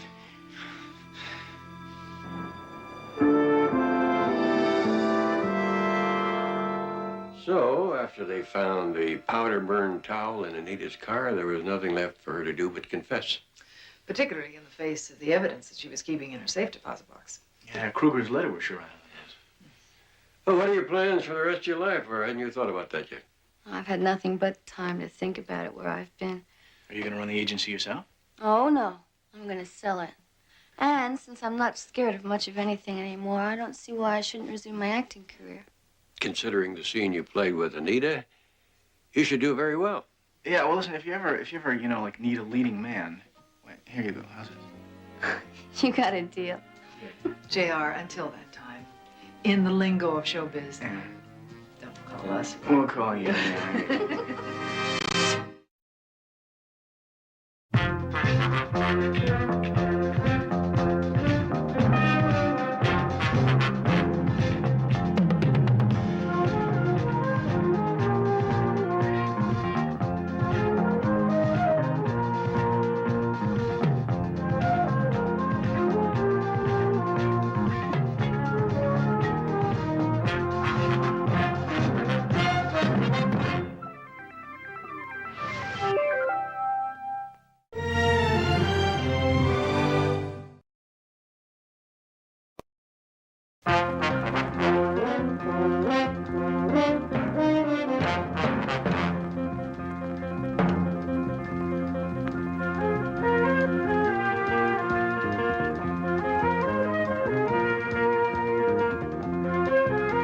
Barnaby Jones, a Quinn Martin production, starring Buddy Ebsen. Also starring Lee Merriweather, Mark Shera, with guest stars Jenny O'Hara, Stacy Baldwin, Art Hindle. Tonight's episode, The Devil's Handmaiden.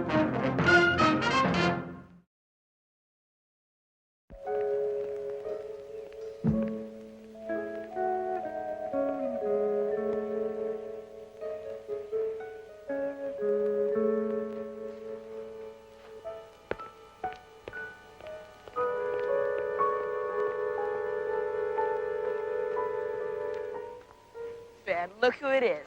Big deal, Julie Tyler. Poor little girl has to snitch to the teacher because she has no daddy to protect her from us mean kids. Yeah, because that's because she never even saw her daddy or even knew what his name was. He was long gone by the time she was born. You shut up, Donald Wilson. You two bend up, and if you don't leave me alone, I'll tell Miss Coogan on you. Oh, don't be mad, Julie. Hey, we got a surprise for you. We know who your daddy is. Don't you want to meet him? He's dying to meet you. Ain't you interested in knowing what he looks like? We'll give you a chance to meet him face to face.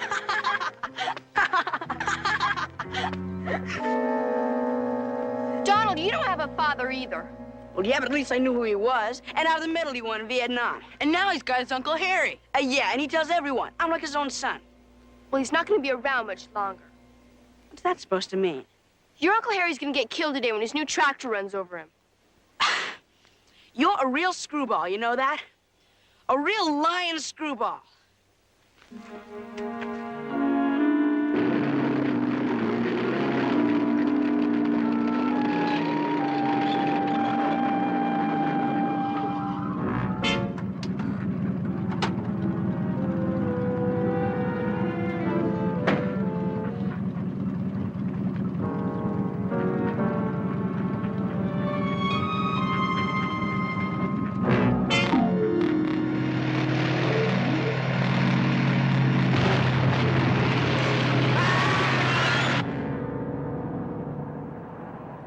That's Dave Dufferin over there. Thank you.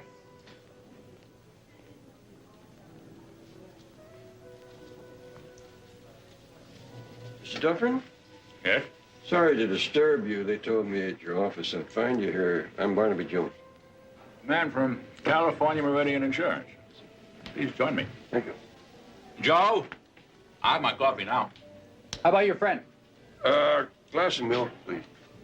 That report I turned in on the Wilson accident must have shaken a few heads for them to hire a private detective to look into it. No, it's not unusual when there's a double indemnity payoff involved. But I was intrigued with some of your ambiguous statements in your report. Ambiguous? All I did was set down the facts as I know them to be. Here you go, gentlemen. Among other things, you say it appears the tractor slipped into gear, thus apparently setting the machine in motion of its own accord. And then you go on to say the tractor seems to have swerved into Mr. Wilson, crashing him against the side of the barn. Appears, seems. It does sound like conjecture. But since there were no witnesses to the accident, that's the best I can do. Wilson's sister-in-law, Louise, was in the house at the time. Said she looked out the window and saw the tractor parked there. Unfortunately, the tracks got mucked up. Still plain enough to see why you hedged on your report. The tracks do veer. Huh? That rock over there might have caused the tractor to veer when it ran over it. Kind of like changing the course of an army tank with a slingshot. But stranger things have happened. Where is the tractor? I'd like to see it. Outside. I called in a factory mechanic to check it over. Nothing wrong with the gears. You want to look at it? Mm-hmm. I will let you stop in and see Harry's sister-in-law. She's not too happy about all that insurance money going to Harry's mother back in Ohio.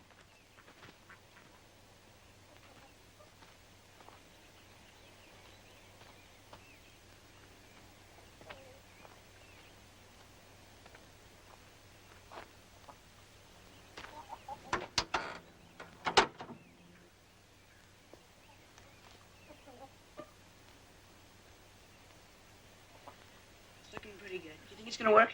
Yeah, I hope so. This is gonna be super. Can't wait.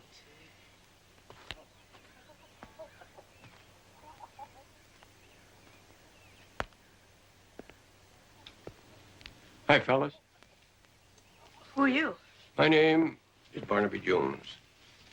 The insurance company sent me out here to check on the accident. Oh, yeah. My mom said they'd be sending someone out to snoop. You must be Donald, Mr. Wilson's nephew. I understand that you found him. Yes, sir. Was anyone else around? No, except maybe for a witch. A witch? Who are you?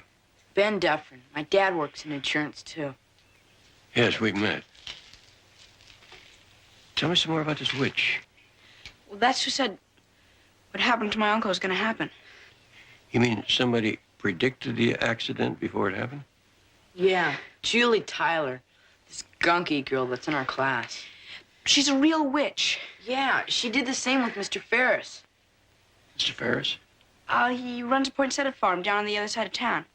You mean he also had an accident that she predicted? Well, I wouldn't exactly call it an accident. But a week ago, he went away, and she said he'd never return. And so far, he hasn't. You sure you guys aren't letting your imagination run away with you? No, sir. Julie Tyler's got this power. Ben, it's enough of that. Get yourself on home. You too, Donald. Your mother's looking for you.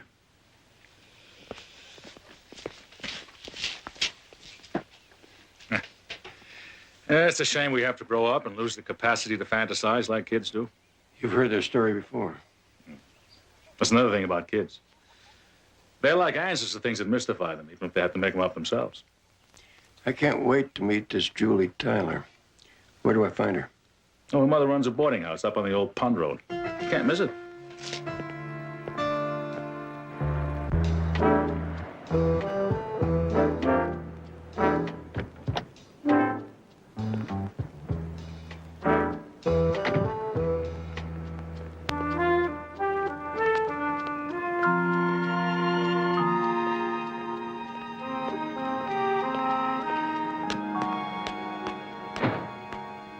Mrs. Tyler? Nice approach, but wrong lady. No, I'm Sarah Proctor. I only live here. Oh, I'm sorry. If you want to go around by the kitchen, Miss Tyler's usually there this time of day. Thank you. Bye. Bye.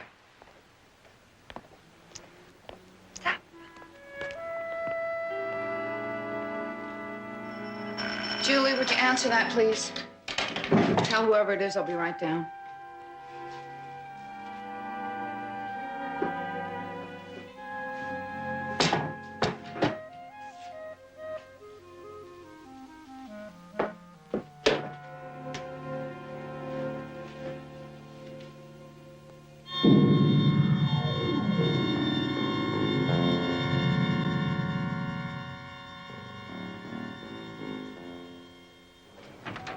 Yes? Hello there. I'm Barnaby Jones. Would you be Julie? Are you the new truant officer? No. I just want to talk a little bit about that accident the other day. What accident? Where the tractor ran down Harry Wilson. I was told you had some notion it was going to happen before it happened. No. No, that's not so. I know who told you that, and those two boys are liars. They're always making trouble for me. They seem like nice young fellas. Why would they do that? I don't know. They just hate me. Julie, back to bed.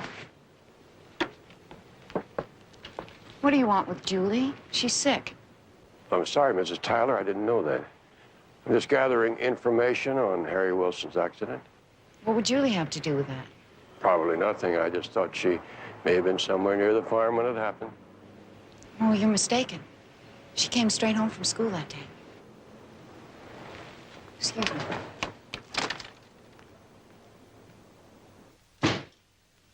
Julie? You promised me you were not going to read those awful books anymore. It's just a book, Mom. Well, it's not just the books I'm worried about. You spend too much time by yourself. Why can't you be like a kid? Go out, play with your friends. Because I don't have any friends, Mama.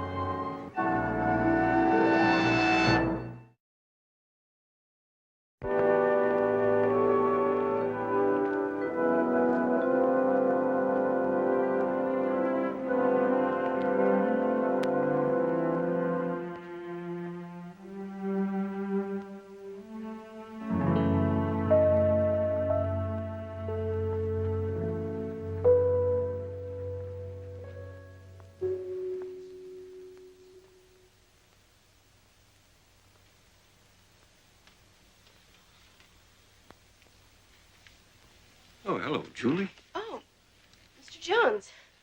Doing a little reading? I'm kind of big on that myself. Kind of heavy subject matter. Witchcraft, demonism. I'm just taking out a book for my friend. Well, that's not a nicer thing you can do for a friend. What's the book? I'm kind of interested in that subject. I don't know why she likes this stuff, but I guess she does. Possessed by the devil. Wonder if I could have a talk with this friend of yours. No. No, I promised I'd never tell her. I have to go. Oh, now look what you made me do. No, I didn't. I didn't make you do that, Julie. No one has that power over anyone else. Not me, not anyone. And that goes for those so-called demons and witches. Please, Mr. Jones, I really have to go. Julie, could I ask you just one question? Did you say Mr. Wilson was going to be killed before it happened? No. No, I told you those two boys are liars. They make up those stories to hurt me. Why don't you believe me? I'd like to, Julie, I really would. But I think you're holding something back, something that's troubling you deeply. What happened that day? All right. I did tell Donald Wilson that the tractor would run over his uncle, but only because he was making fun of me. How did you know it was going to happen in just that way? I just knew. What do you mean you just knew? Well, I can't explain it. They were teasing me, and the words just came out. Was it the same when you spoke about Mr. Ferris not coming back from his trip? Yes. I don't like saying those awful things, but I just can't seem to help myself. Maybe I even make them happen. That isn't possible, Julie. But what if I do have some evil power inside of me? Like maybe I'm in league with...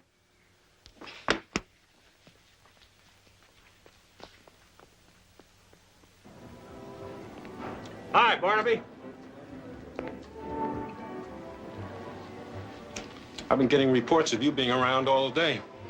Sorry I wasn't in the office when you came by. That's all right.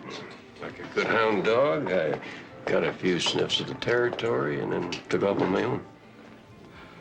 So, how's the investigation going? Routine, a couple of puzzlements. When Julie Tyler. Catherine Tyler's daughter. What about her? Well, it seems that some of the kids in town have selected her as a target for their spite. You think of any reason why? Well, you know, kids can be cruel, especially when they know another kid's weak spot. In Julie's case, it's her parentage. Some doubt of it? None at all. She's plain illegitimate.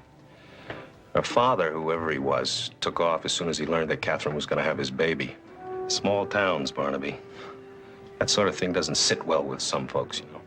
But as far as Julie herself is concerned, she's never been in any trouble? No. What's she got to do with the investigation, anyway? Just something I'm working on. Now, tell me about Martin Ferris.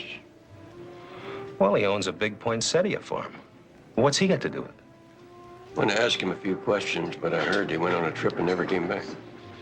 We went to a flower growers convention down in Los Angeles. That's all I know. Oh, if you want to know any more about Julie, you might ask her teacher. That's Mrs. Coogan, over by the cash register. 240 out of 5. And I finished reading that book you lent me last week, and it's great. I'm glad you like the Deerslayer, Joe. Next time you stop by my house, I'll have another one for you. The Odyssey by Homer. You'll like it even better. Thank you. Thank you. Have a nice day. Bye.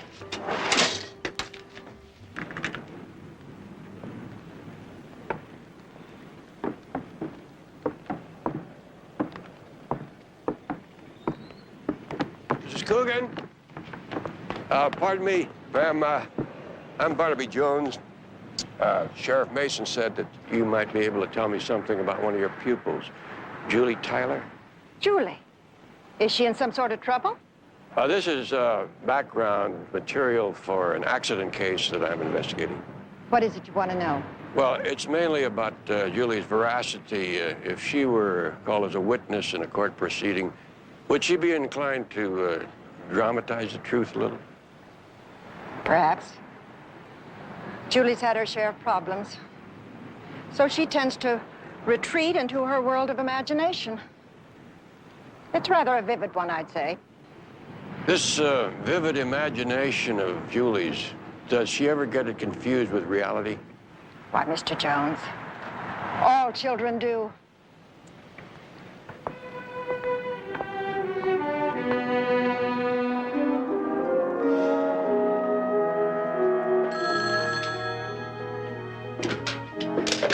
Barnaby Jones Investigations. Does your answering the phone mean that Betty's still working on the Glenville report? Well, actually, Barnaby, she's out making some copies of the deposition. So I'm just here all by myself alone, holding down the fort. And I hope you'll remember that during Christmas bonus time. Yes, write this down. Martin Ferris. Got it. He's a poinsettia grower who drove into Los Angeles last week to attend some kind of a flower convention. I want to know whether he's still in town. Anything else? Yes. As you remove your feet from my desk, don't scratch it. Barnaby, you know I'd never do a thing like that to your desk. Well, I certainly appreciate your calling, Mrs. Coogan. Well, Julie always says that she considers you one of her best teachers. Oh, yes. Yes, she will. She'll be in school tomorrow. I'll see to that myself. Thank you.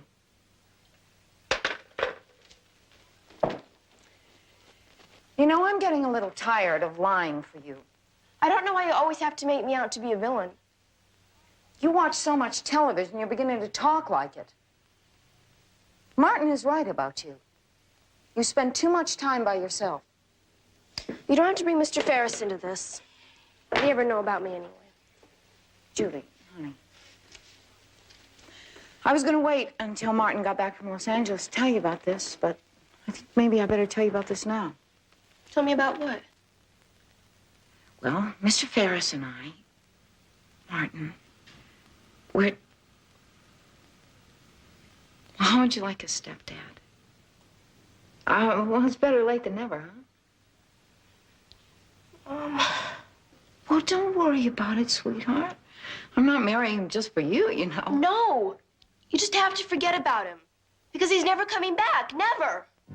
I knew you might be a little upset about this, but I never dreamed you'd be so mean, so jealous of losing your place around here that you would wish a thing like that. You make me ashamed.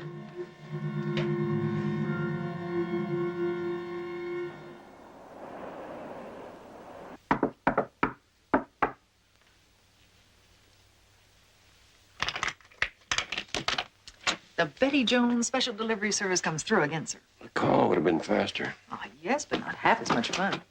Oh, I hope you haven't finished that coffee. Help yourself. Thank you.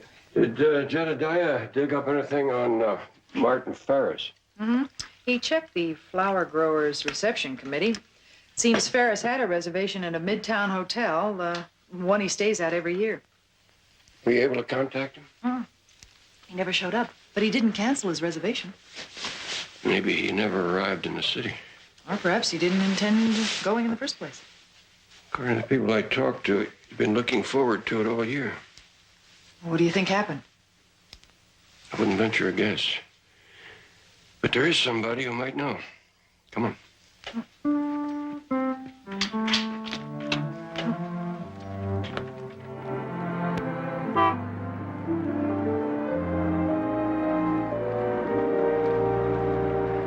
Hi, Julie.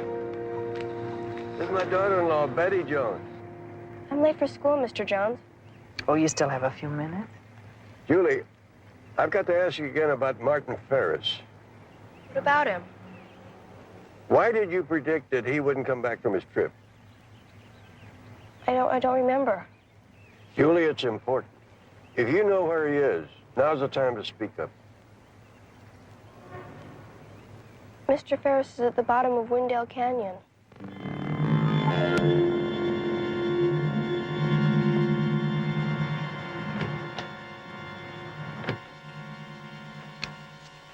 I must have been out of my head to let you talk me into this. Bear with me, Sheriff. Sometimes it pays to go with an instinct. Yeah, but it's costly. In money, manpower, and time.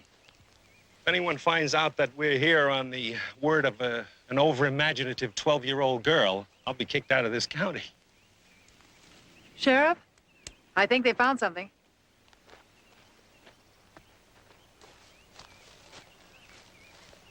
Found the car, Sheriff. I can see that. Anyone inside?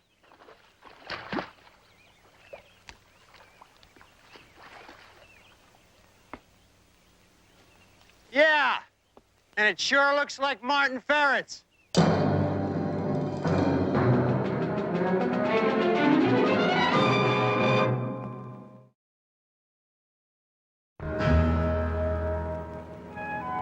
Barnaby, that's just a preliminary workup. But there's nothing in that paper to indicate that the coroner's final report's going to come up with any surprises. You mind if I also have a look at the personal effects you took off of Ferris? Oh, sure thing.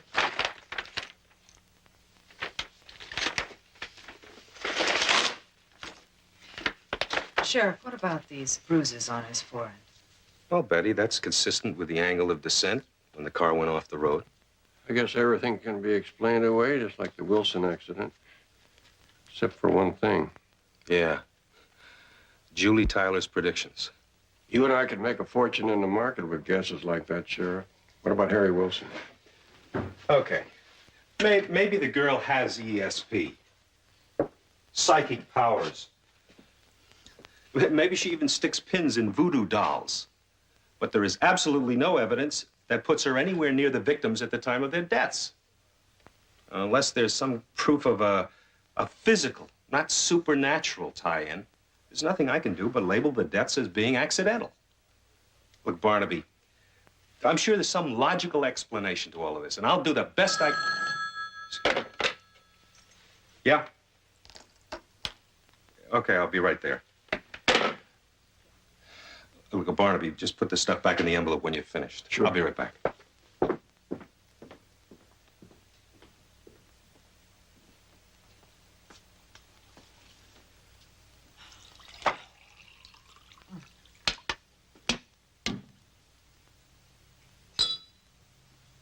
What are you doing? What do you see? Safety deposit box key? Yeah, the water beads and...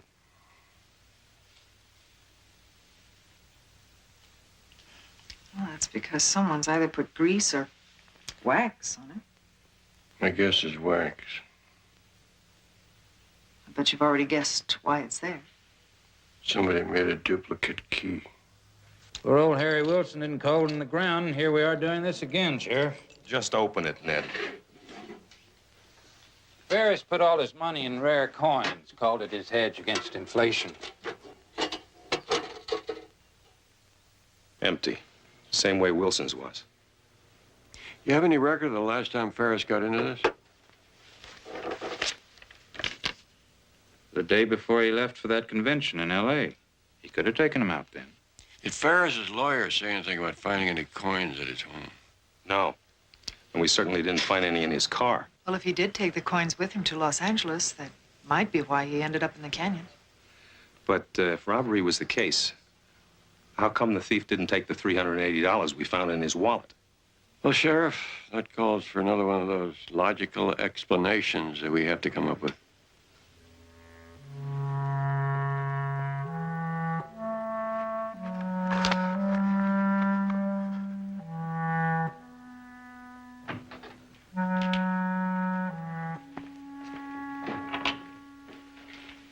Hi. Hi. Has your mom seen about Mr. Ferris yet? Yeah. It's really terrible. Could you give my check to your mom? It's for the rent. Thank you. Yeah, I'm going to turn it early tonight. Night.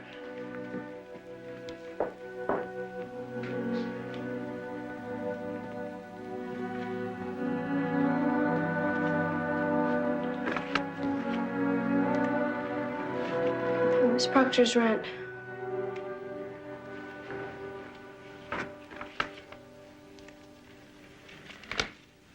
I'm sorry about Mr. Ferris, Mom. Really, I am. You never liked Martin, did you? No. No, I didn't. Good night, Mother. Is that all you have to say?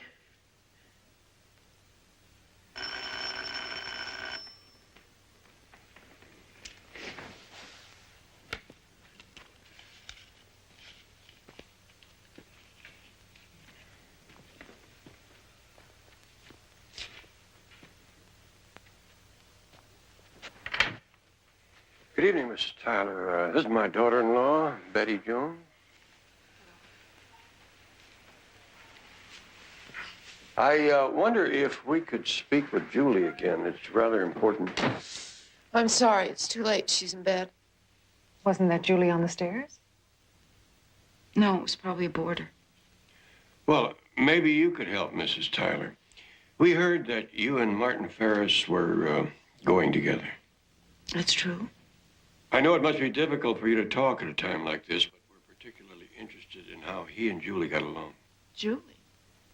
She was very fond of Martin. Well, isn't there a chance that he may have told Julie he was going away before anyone else knew it? He could have. Well, that certainly would explain away part of her prediction. Her prediction? Julie made a prediction? about Martin? Don't you think in their conversations he may have told her something about his coin collection? No. Why would he talk about money with her? He was marrying me, not my 12-year-old daughter. Please, I've had enough, please. Yes, of course. Sorry we bothered you.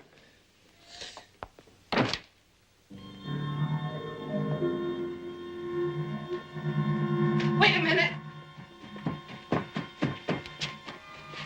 Yesterday you told me that Martin was never coming back. How did you know that? I just knew. My God. What are you? Who are you?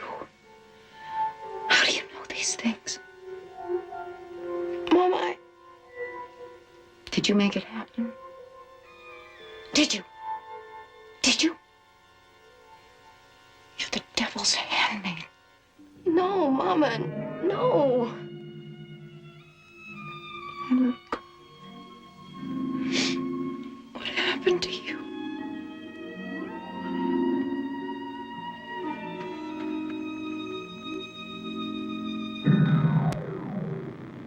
Now's the time. No more, please. No more. Yes. She has to die. You like the others? Yes. It has to look like an accident. Shove her down the stairs. She'll break her neck for sure. What if it doesn't work? It will. Make it look like the cane got caught in the stairs and broke. Then one good shove and it'll be all over. I'm afraid. Always afraid.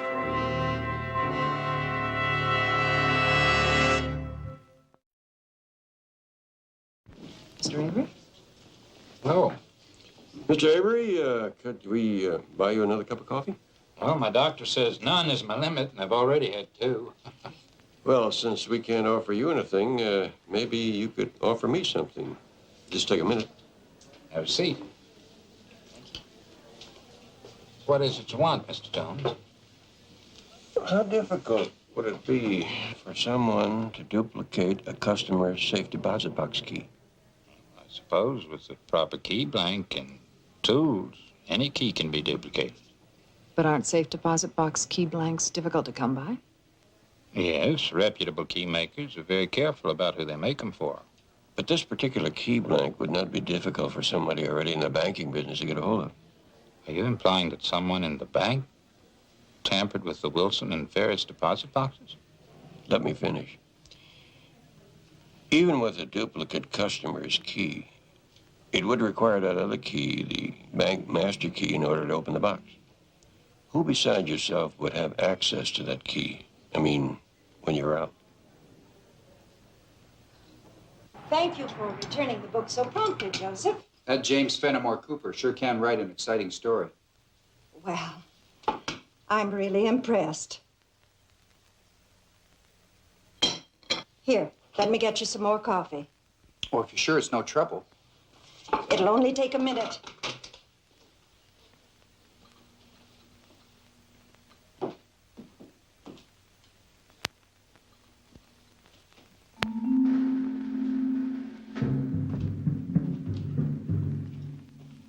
I think it's time you started reading some of the earlier classics.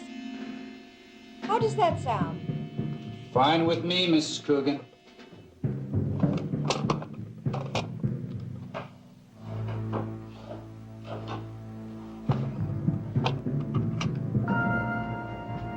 I know one you would like.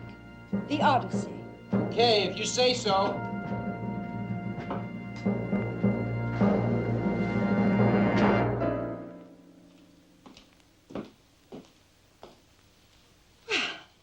There. The water's on. It should be pricking away in no time. Oh, ma'am, I'm sorry. I didn't realize it was this late. I better get to work. Oh, that's too bad. Maybe another time. Yeah, and that other book you mentioned. The Odyssey by Homer. Maybe I can pick it up later today. Fine, Joseph. My door is always open to someone who wants to learn. I sure do appreciate that, ma'am.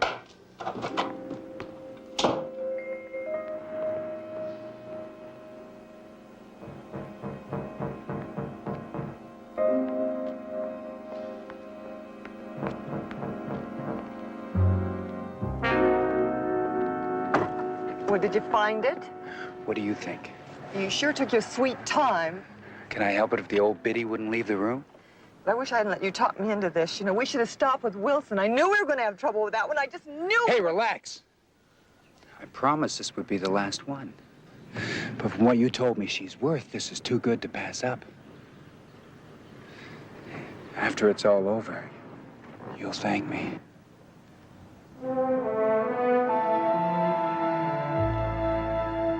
You'll see. I'll see you in half an hour, huh?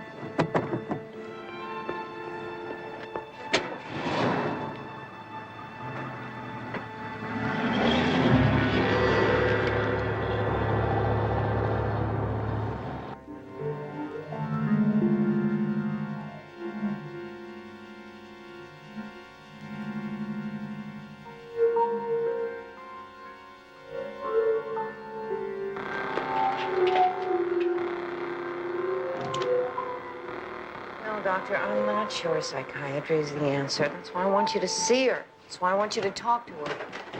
Yeah. Julie, wait a minute. I want to. No, I've got to save her. Julie! Julie!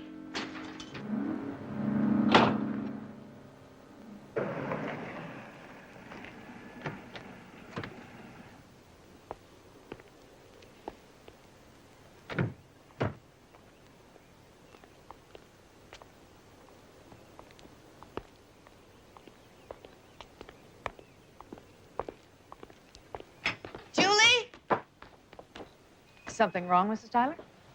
No, it's my daughter. What do you people want now? We'd like to talk with Sarah Proctor. She left early. Try her at the bank. This also concerns Julie, Mrs. Tyler. I know you must be troubled about her, but if you help us, we might be able to straighten things out. Help you how? By letting us take a look around Miss Proctor's room.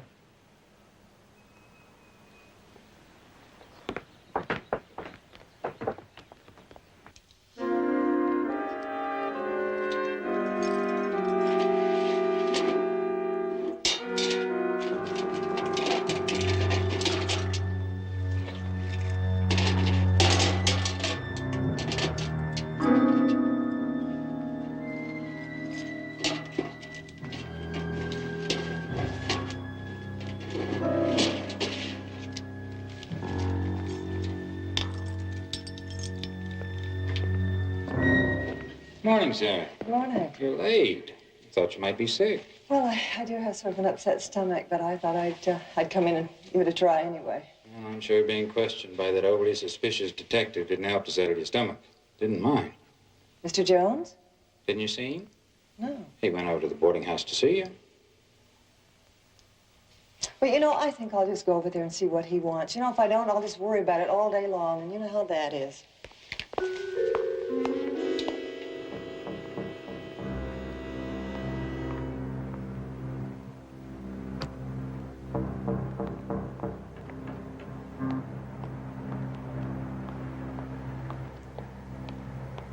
They're as much as you thought? There's more. There's one problem. Suddenly Jones wants to see me. Maybe we better split now. No. No, see, running would just set him out after us. We're going to have to sit here and play it cool. And once the old lady's out of the way, there is no way they can tie us to anything. So you better take care of her fast. Trust me, baby. It's done.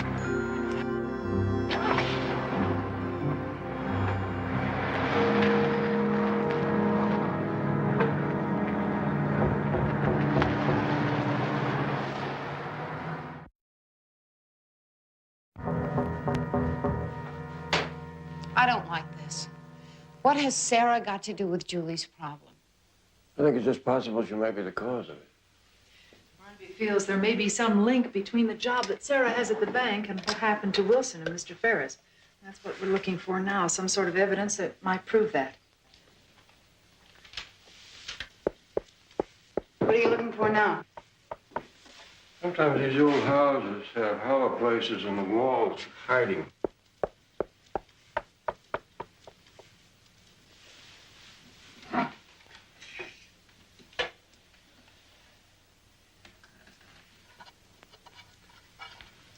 What's that? It's just an old heating vent. My parents had a new furnace put in years ago.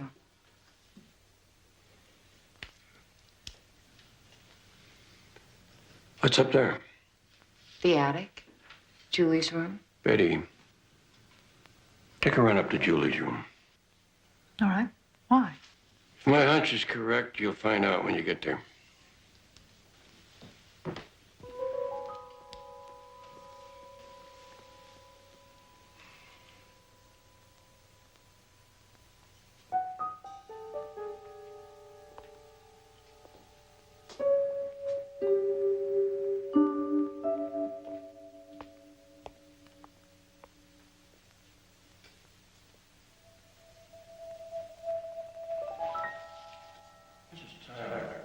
Didn't Miss Proctor entertain guests here? Mr. Jones, I'm respectable. I'm not just looking for gossip, and I respect your desire to be discreet, but this could be very important for Julie's sake. On occasion, Sarah had a visitor here. Barnaby! Barnaby? I can hear you, Betty. Can you hear me? Your voice is rather weird, but I can hear the words pretty clear. Where do the words seem to be coming from? Anywhere near the bed? Yes, right by it. You can come down now.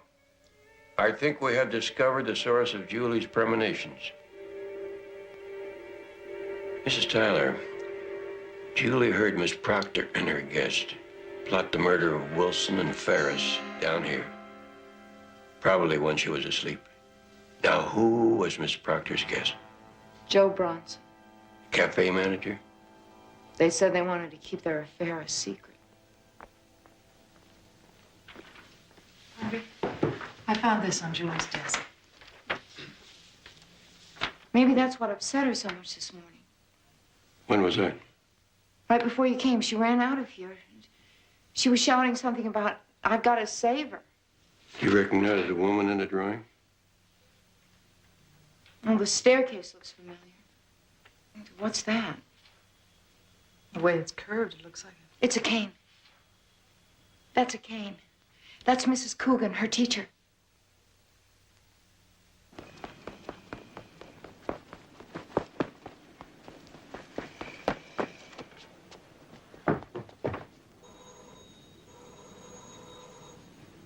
Mrs. Coogan! Why, Julie, this is Please, Mrs. Coogan, you've got to get out while there's still time. They'll be coming soon. The voices told me you're in danger. Oh, now, Julie, please, calm down. I didn't understand a word you said. Now say it over again, but slowly. I had this dream. You were laying at the foot of your stairs. Only I'm not sure it was a dream. Julie, go in the kitchen, get yourself a drink of water, catch your breath. I'll be with you in a minute. Now go. Hi again, Mrs. Coogan. Why, Joseph, I didn't expect to see you again so soon. I clean forgot today was my day off, so I thought I'd come back and get that book you mentioned. Oh. You mind? My copy of the Odyssey is upstairs. I'll get it for you. Julie, I'll be with you in a minute. Julie, there's somebody else here? A student of mine, Julie Tyler. Poor dear's really in a state over something. That's so. She's had a bad dream about me falling down these stairs. Child has a vivid imagination.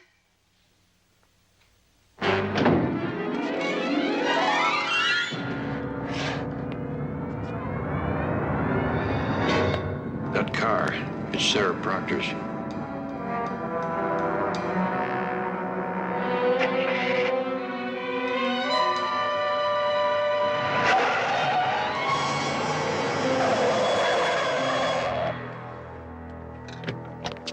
Mr. Jones, I was just looking for you. Yeah, when you found me, stay with her, Betty.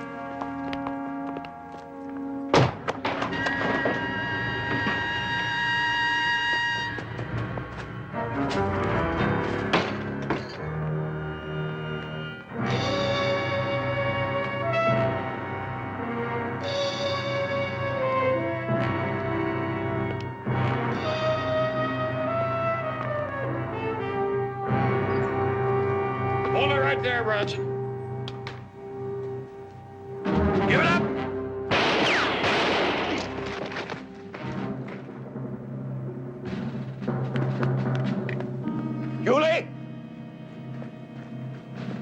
Julie!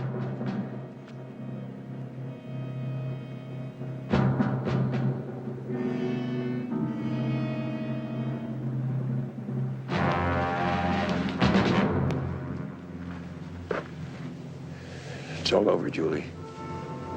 You're all right now.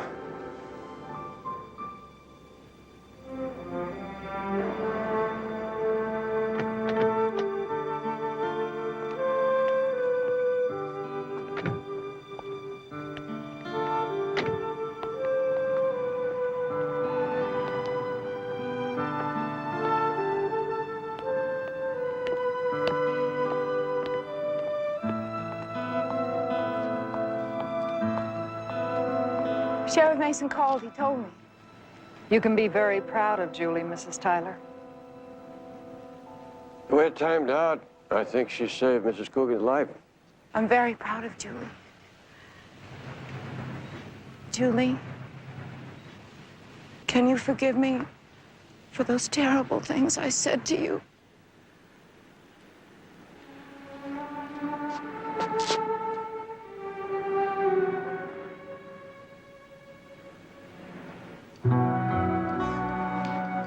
There are a lot of things that I never said to you in words. Whatever my life has been, and whatever it's going to be, you are the most important part of it.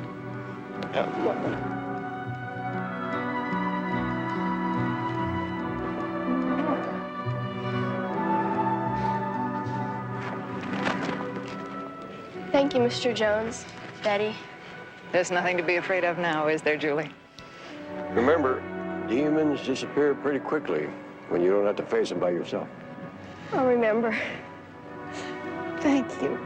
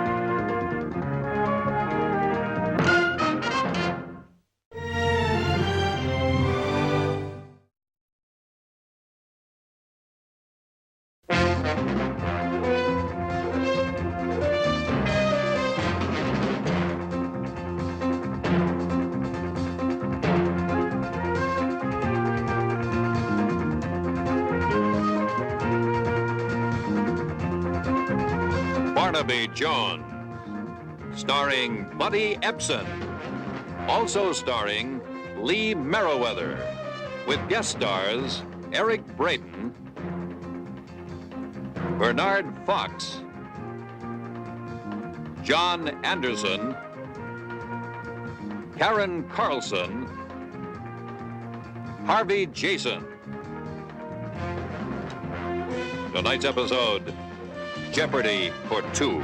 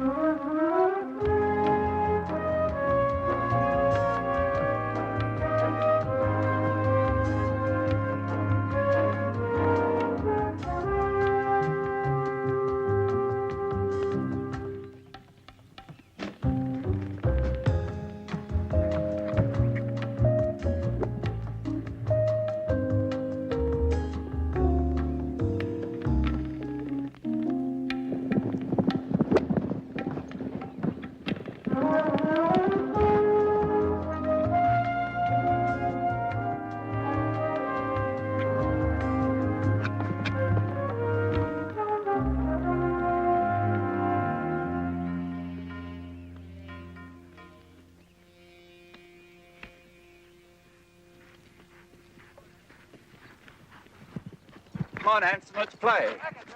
Oh, John, I think I've had enough for today. I'll wait till Saturday for my better shots. When are you going to sell me that mare? I'd rather sell my right arm, old boy. With that mare, you could play with one arm. Yes. I'll see you.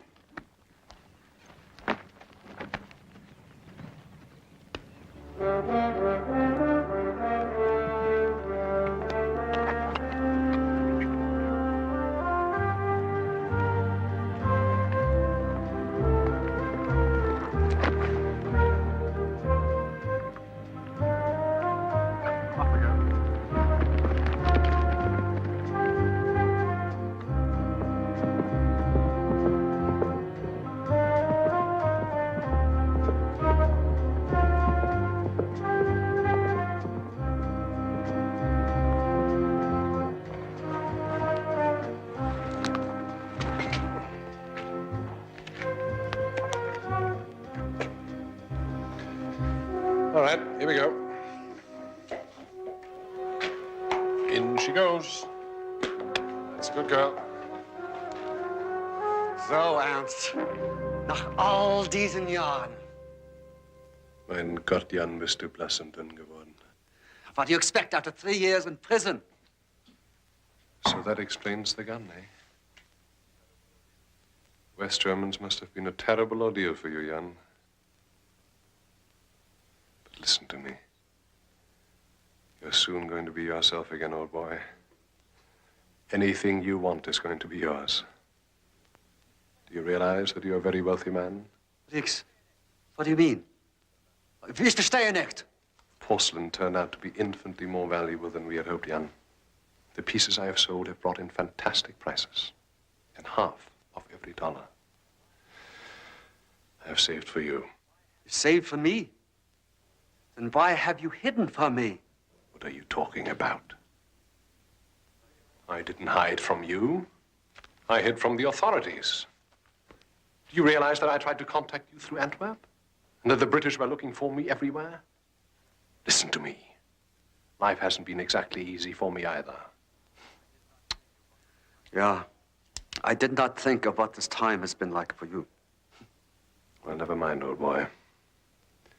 From now on, life is going to be great for both of us.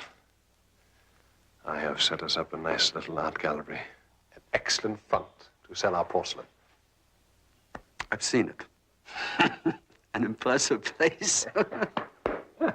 So good to see. Look. I prefer not to talk around here. There's a clearing about 1/4 mile up the hill, below the bridle path. I'll see you there in 15 minutes. All right? Yeah. Okay. Jan. Glad to see you.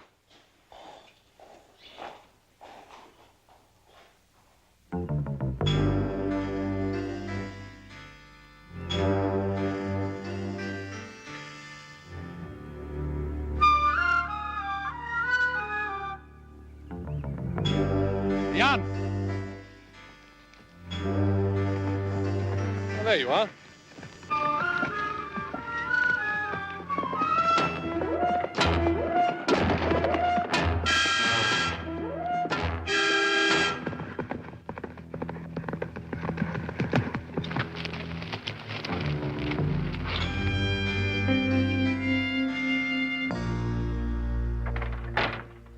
Barnaby, the illustrious Colonel Bradford. Well, Colonel, you didn't waste any time getting here. Caught the first flight out of Heathrow after I received your cable. How are you, Barnaby? Fine. A lot of water under London Bridge since D-Day. You haven't changed? Well, if you believe that, then you haven't changed either. You said you'd seen Sinchek. No, I said I'd located him. His landlord said that he'd call me as soon as he showed up. But you're sure it's Sinchek? Yeah, it seems to fit. He's a Czechoslovakian national, entered this country about 6 months ago. The way you talk, he sounds like a prize. Not the prize, but he may lead me to the biggest prize of all. Double agent, codenamed Raven. Raven's the man I want. Do I hear overtones of James Bond? I am with MI6, but a little tattered to fulfill the Bond image, I'm afraid. I'm presently on an extended vacation. So now you understand, Barnaby, why I asked you to find Sinchek instead of going through official channels. Well, I'd understand a lot better if I knew more about it. Sorry, Barnaby. Security. Need-to-know basis only. First Sinchek, and perhaps I can fill you in as we go along. Well, perhaps we better go along over to Sinchek's apartment. Wonderful to see you again, Colonel. Yes, can't wait to have a few pints again at Dirty Dick's.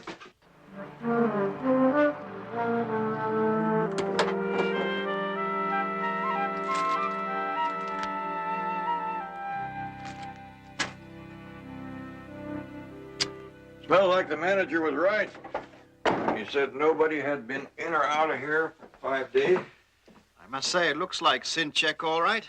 Checked labels, and the size fits our man to a T.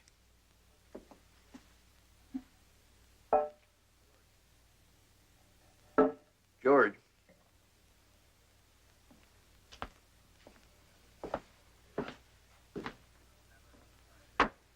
Ah, clever utilization of American sensibilities regarding the WC. Part of America that I hail from, we couldn't afford sensibilities or a catalog this thin. You ready to tell me what this old catalog has to do with a fellow named Sinchek? Barnaby, in 1938, the Habsburg porcelain collection was valued at roughly £1 million. But it disappeared when the Nazis moved into Austria. And until 1971, no one was sure whether Goering had found it and hidden it away somewhere, or if it had been destroyed by the Allied bombing. You think that Sinchek has it? Hardly. We think Raven has the collection. Sinchek's been in a West German prison for 3 years. Well, then, if Sinchek located the collection, you think it's a pretty good chance that he knows where Raven is? There, you see? You have it all. But I would have to know who Raven is before I can be of any help. Raven was a double agent working under my branch.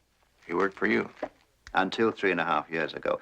One of our people working with Raven and Sinchek got word to us they'd stumbled onto the hiding place of the Habsburg collection. 24 hours later, the agent was murdered and Raven dropped out of sight. No lead? Not the foggiest, until Sinchek was released by the West German authorities. It's a certainty he's after his share of the Habsburg loot. That's why I think he's come to California. What does Raven look like? I never saw the man. He was working for the East Germans when we cultivated him.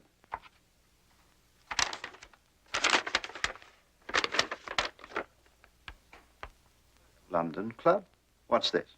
Nice little place in Santa Monica. I know it well. Do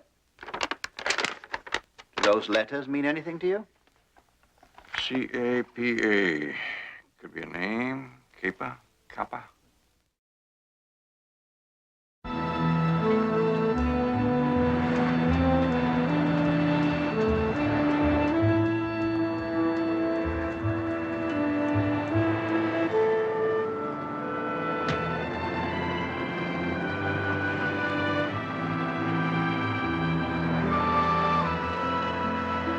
Lot 32 in your catalogs, ladies and gentlemen, a porcelain vase, authenticated early Ming from the Constantine collection. The bidding will start at $16,000. Now, if you'll step right this way, please. There's an item of particular interest that I'd like for you to see before the auction begins. Come in. Hello, Mr. Albright. Came as soon as I got your message. How good to see you. Yeah, you remember my appraiser, Mr. McLean? Yes, of course I do. Hello, Gordon. How are you? Very well. John tells me that you have another very interesting piece. Yes, I do, but I'm afraid it's rather expensive. You see, it's a Barnaby. I'm sure you can imagine how surprised I was when it arrived here, because, you know, they are virtually extinct. Now, let's have a look.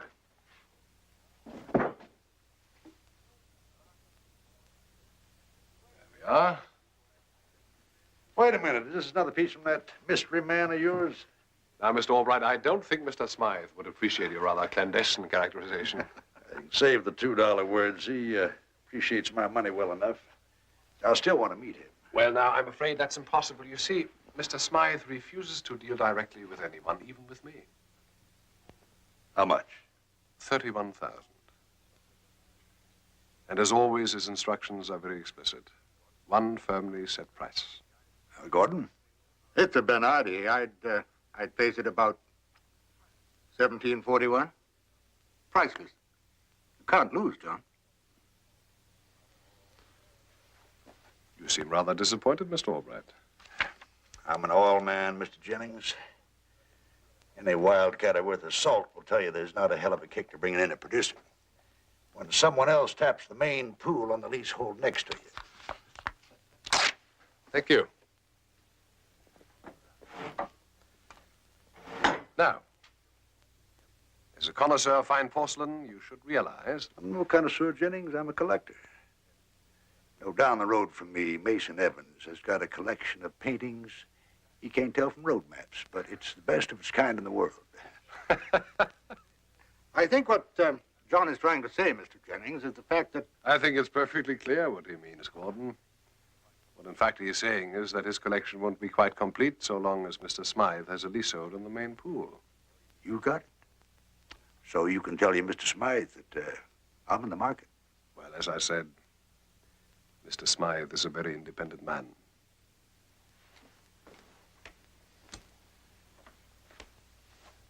There we are.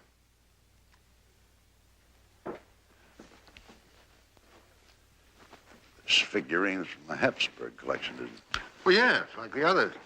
They're developing quite an eye. The Smythe fella has the rest of that collection. That means he controls the most valuable porcelain collection in the world. Easily. Then I want you to find him. I don't care how you do it, just No, I'm get sorry. ahold. That wouldn't be ethical in view of our relationship with Jennings. Besides, I'm an art appraiser. I'm not a detective. You wouldn't make much of an oil man either. Your kind pulls a bit for a sign of hard rock. John.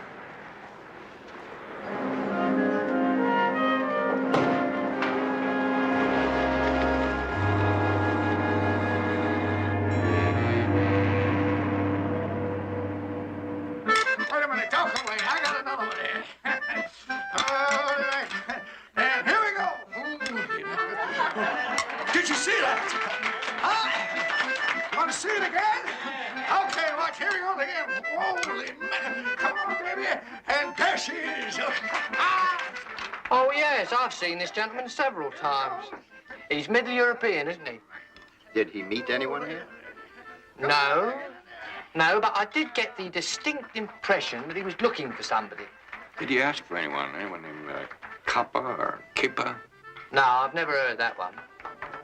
What did you say this gentleman's name was again? Sinchek. Jan Sinchek. Well, perhaps somebody inquired after him. No, I'd have remembered that one. Well, if he should come in, would you please contact us? I certainly shall. Thank you. Handsome, what's the matter? Nothing, Mary. Nothing at all. For a moment, I thought I'd recognize an old friend. I guess I was mistaken.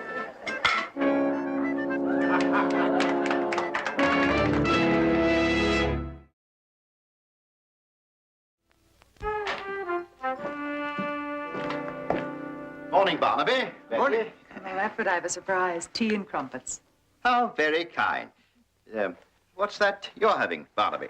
Cream cheese and jelly on a bagel.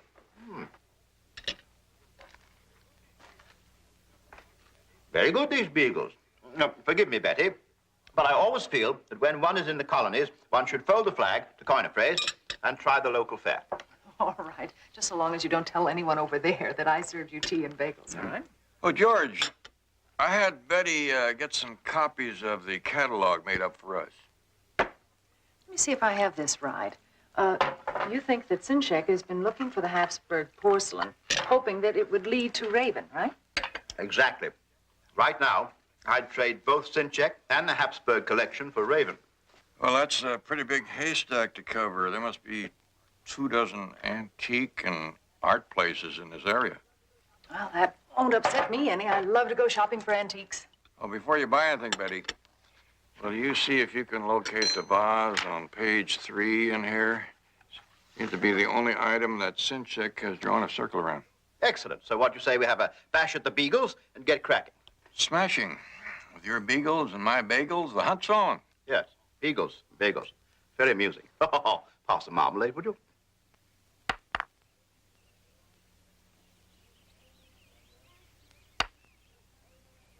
Hanson, your friend, has no mercy. I know. Just play no end, Miss Jennings. Old American custom. Trouble is, you've been playing against that husband of yours too long. Loser pours. What would you like to drink? Bourbon and French, if you got it. Okay.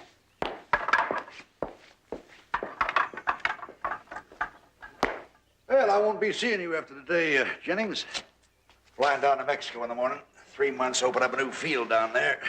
That sounds interesting, but I'm sure profitable. Yeah, can be for you, too. How's that? That Habsburg centerpiece you sold me 6 months ago. I'd be willing to double your commission if you can get me the rest of that dinner service that goes with it. Has to be before I leave. Did you say Habsburg?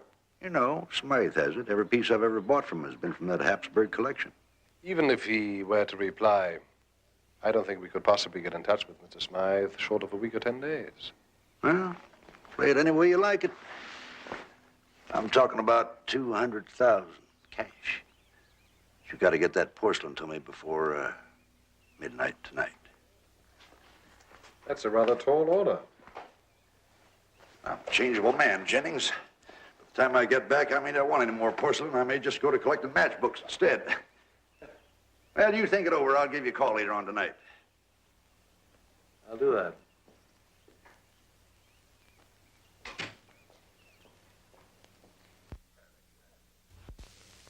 I think I recognize this man. Yes, I'm sure of it. He's hardly the sort we cultivate as clientele, but he was interested in a porcelain vase, 18th century. Would this be the one? It would be. Truly a priceless piece. And you sold this vase right here from the gallery? Yes. Mr. John Albright, the oil man, bought it. Did you handle the transaction? No, Mr. Jennings personally handles everything from the Smythe collection. Smythe? How would I get in touch with him? I'm afraid you'd have to speak to Mr. Jennings about that. He'll be here in the morning. Well, thank you very much. I'll be in tomorrow. Certainly, sir. Yeah, that's very pretty. My granny had a set like that back on the farm. How much would an item like that be worth? This one is appraised at $9,000. That's more than we got for the farm.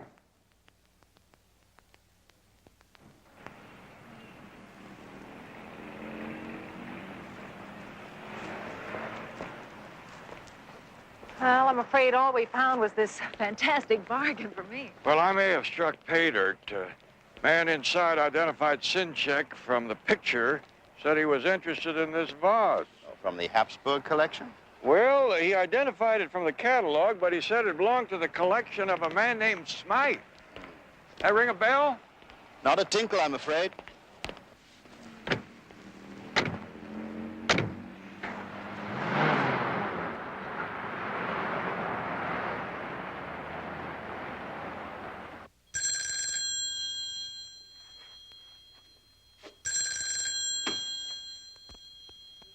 Hello, Jennings speaking. Siddons here. I thought you might like to know, sir.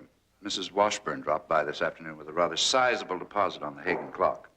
If her husband likes it, it's a sure sale. Good, Siddons. Excellent. Thank you. Anything else? Yes, sir. I had a rather peculiar inquiry this afternoon about Mr. Sinchek. I don't think I recognize the name, Siddons. Oh, no, sir. Of course not. Sinchek is the man who expressed an interest in the porcelain vase from the Smythe collection. This other man, did he leave his name? Yes, it was Barnaby Jones, a private detective. Did you tell him anything? Well, knowing Mr. Smythe's desire for privacy, I referred him to you, Mr. Jennings. All right, very good, Siddons. Thank you and good night.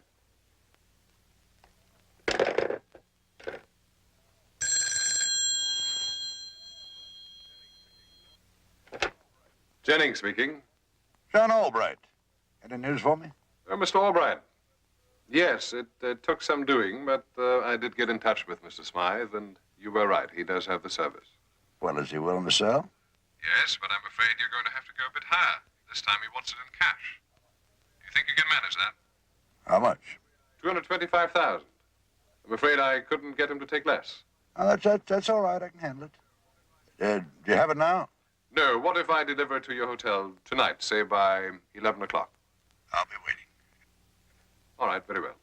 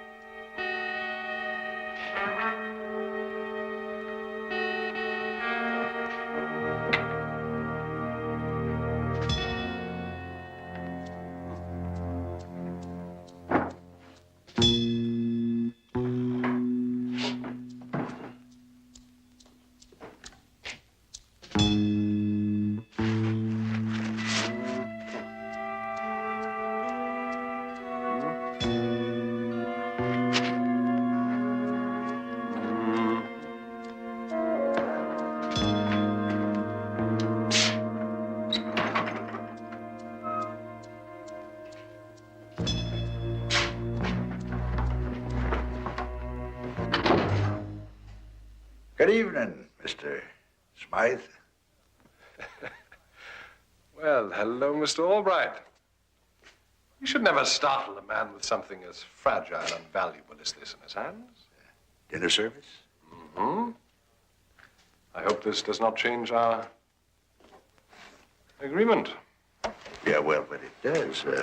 I wonder what the art world would say if they knew the Habsburg collection was under this roof. Is this all of it?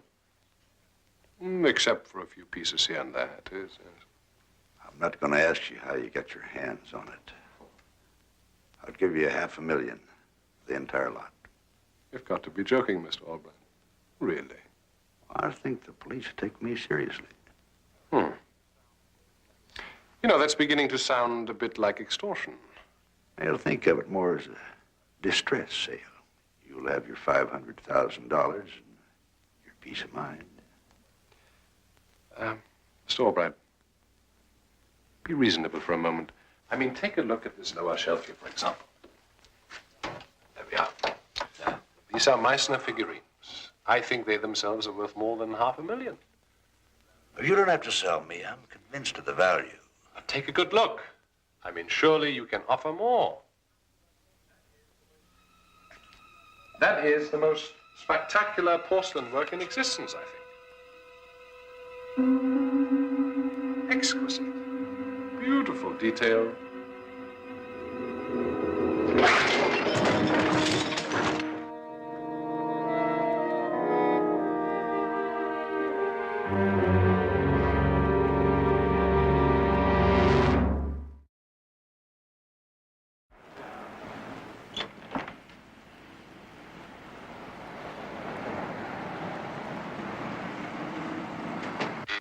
Yes, Siddons.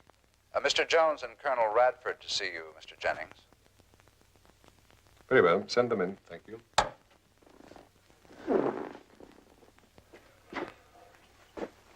Gentlemen, what can I do for you? Well, Mr. Jennings, it's about this vase. Your Mr. Siddons said that you sold it to a man named John Albright. Oh, yes, I recall. As a matter of fact, that's the first item of the Smythe collection I ever sold. Please sit down. Was it expensive? $23,000. It's a remarkable piece. Remarkable price. John Albright is an enthusiastic collector. You mean he was? I beg your pardon. I don't believe Mr. Jennings has seen the morning paper.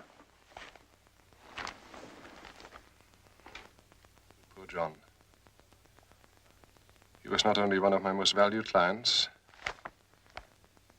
he was also one of my closest friends. I'm sorry, gentlemen, but this is something of a shock to me. Yes, I understand how you feel, Mr. Jennings. About the vase, did I understand you to say it came from the Smythe collection? Yes. Orrin P. Smythe. It might help a great deal if you could put us in touch with him. Does he live in California? Yes, I assume so. But I'm afraid that's quite impossible. You see, John Albright made the same request. And since he had bought several of the Smythe items, I thought it was most appropriate, but Mr. Smythe never responded. You mean he refused? No, it's not that. See, the only contact we have with Mr. Smythe is when he sends a piece to the gallery for sale or when I send his check to his bank. Then you've never met Mr. Smythe? That's correct. I left a message at the bank for him to call me, but I then discovered that he deals with them in the same fashion. I've never met him either. Sounds like a bit of an eccentric. Or someone very clever. What bank does he use? Commercial Trust in Beverly Hills. If you gentlemen have any better luck locating him, please tell him I'd appreciate a call. Oh, thank you. Thank you. Jennings, we'll do that.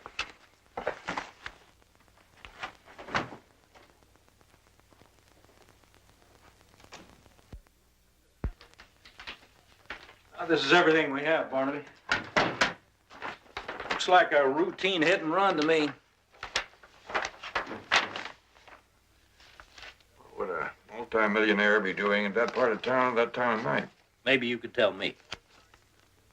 Hairline skull fracture, internal injuries. Your crew got any estimate of the speed of the car? Somewhere between 35 and 50. That's a lot of in between. Wouldn't the body have been thrown clear? It says there were tire marks on the victim. Well, it also could have been thrown forward by the impact and then run over. I mean, it happens that way too, Barnaby. Just trying to get a feel of the odds. What's this? Well, that's porcelain dust. Porcelain dust. Huh? Where'd it come from? It's dust residue from the victim's hair and shoulders. That had us stumped for a while. We found out Albright collected porcelain. What do you do, carry it around in his hat? Big chips in here. Not in half as big as that one on your shoulder. What are you up to anyway, Barnaby? Sorry, Lieutenant. Top secret. Need to know basis only. Oh, yeah. Well, you asked.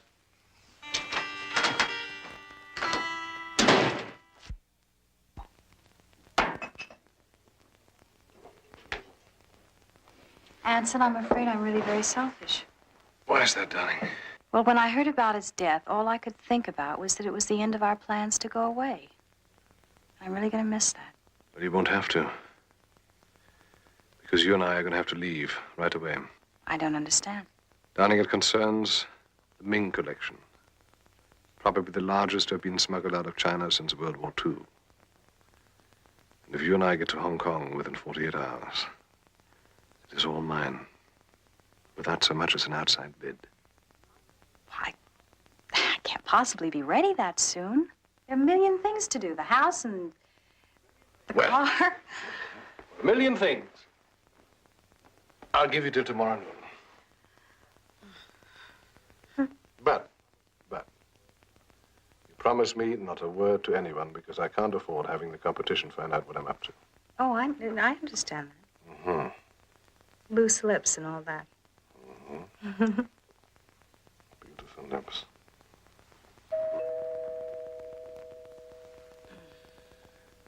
All right, I'll send whoever it is packing within 10 seconds. And then you'll hurry back? Yes, Mr. Jones. Mr. Jennings, I called your gallery, but your assistant said you'd gone for the day. I hope I'm not intruding. As a matter of fact, Mr. Jones, you are. Just only take a minute of your time. All right, follow me to the study, please. Beautiful place you have, Mr. Jennings. I don't want to rush you, Mr. Jones, but my wife and I did have plans for the evening. Well, I just wanted to clear up a couple of things about John Albright. Now, as I understand the paper to say, the police were investigating the accident. Well, I'm not entirely certain that it was an accident. It's just a hunch, mind you, but, well, there's some things that just don't add up. Well, accidents never do they? You have a point there. But the police found a considerable amount of porcelain dust in Mr. Albright's hair. Now, is there any chance that this could have happened in the normal handling of the pieces he collected? I suppose so. I don't know.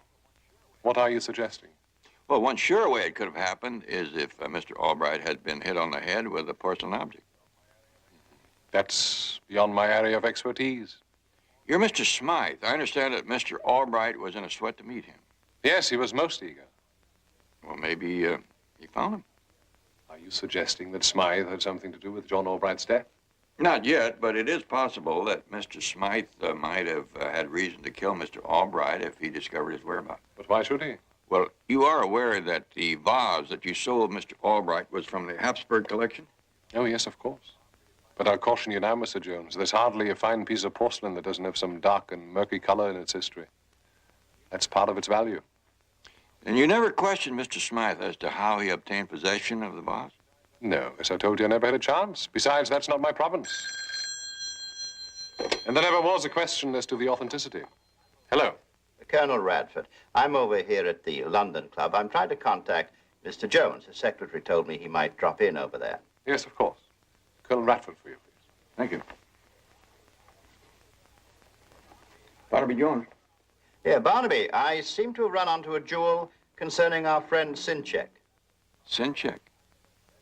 You found him? Better than that, old sport. I have a very good idea of where he expected to find Raven. Where are you now? I'm at the London Club. And I'll wager you a pint of bitter I have it this time. I'll join you there in 20 minutes. I have to run, Mr. Jennings. It's possible that I've bothered you for nothing. No, no trouble at all. I hope you find your way out. Thank you.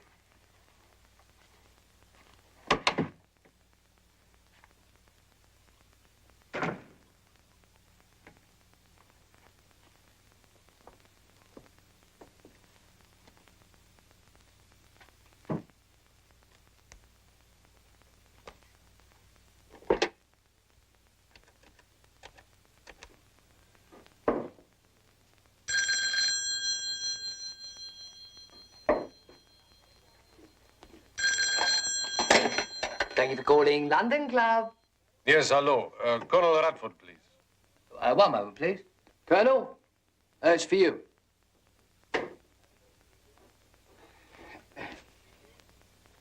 Radford speaking. Colonel Radford, here is Jan Sinchek. You want to talk to me, huh? Yes. Yes, I'd like very much to speak with you. You know Pacific Botanic Garden? I can find them. All right, you meet me there in 15 minutes. Lower entrance to main greenhouse. Hello? Hello? I'm expecting Mr. Jones. Could I leave a note? I've been called away. Certainly, sir. Mm-hmm.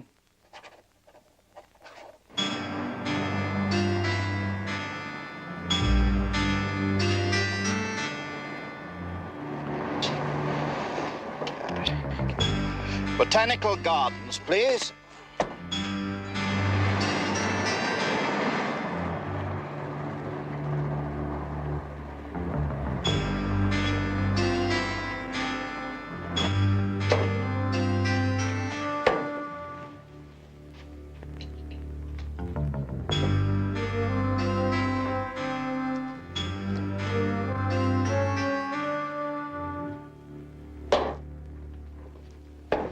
Oh, Mr. Jones, I've got a note for you.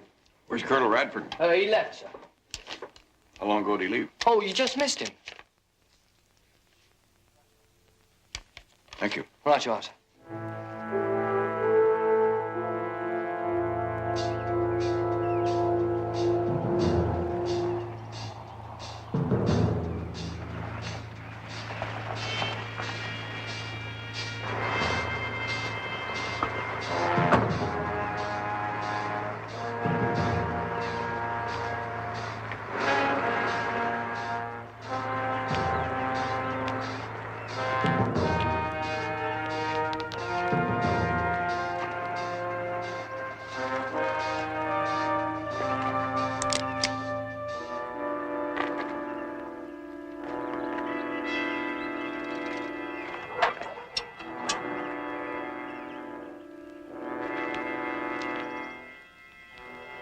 Hello? Anybody here?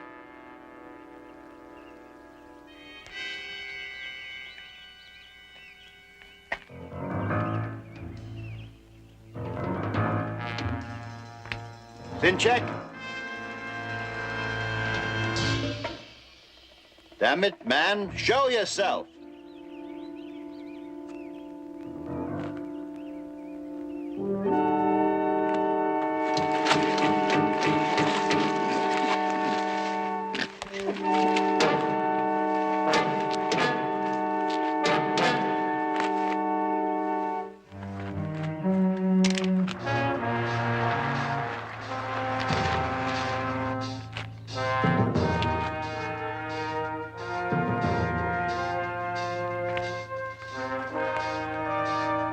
George!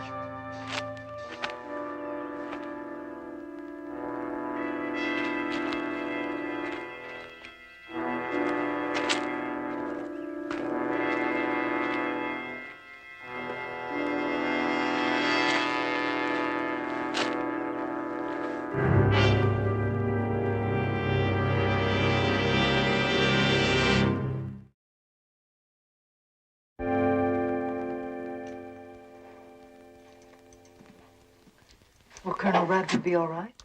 He's going to feel like he swallowed a handful of nails for a while. But with the sedative we've given him, he should be able to handle it.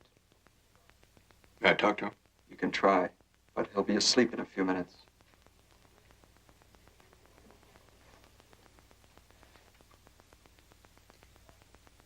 Policeman's lot is not a happy one. Don't talk, George. I'm going to ask you some questions. All you do is nod or shake your head, you understand? The note said that you were going to meet Sinchek. Sinchek? At the Botanical Gardens. Did he call the London Club? Did you get a look at him?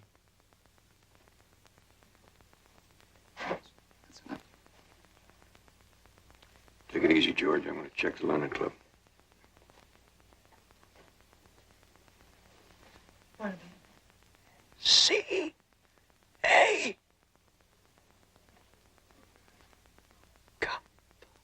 Mr. Jones, I'm afraid he's just not up to this. Kappa. Did you find out what Kappa means? What does it mean, George? Go to my office when he wakes up.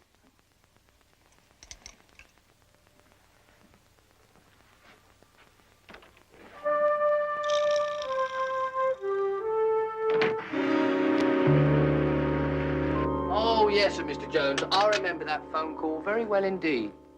Did he say anything before that about Kappa or Kappa or anything that sounded like that? No, sir, I don't recall.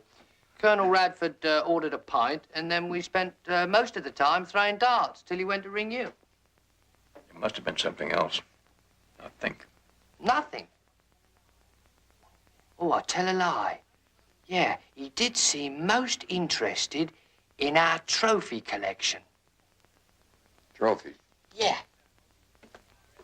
It's our effort to keep a bit of old England alive here in the colonies.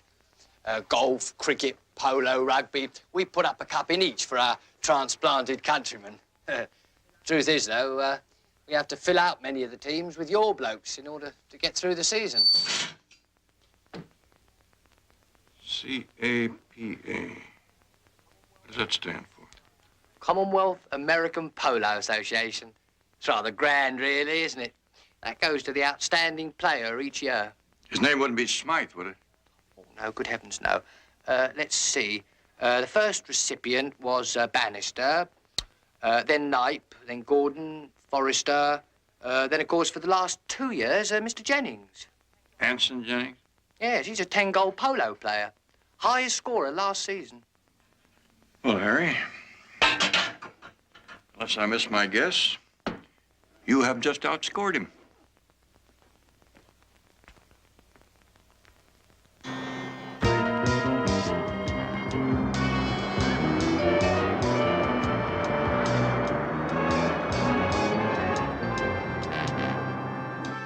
All right, then. See to it that she's being properly worked out. Otherwise, she'll grow fat without the matches to keep her trim. You can count on me, Mr. Jennings. She's my favorite. Well, she's mine, too. If I send you a note telling you to sell her along with the others, don't take a penny less than 8,000. No trouble moving her at that price. All right, then I'll take her out for one last run. If anyone asks for me, tell them I'm out in the bridal path, all right? Yes. All right, off we go.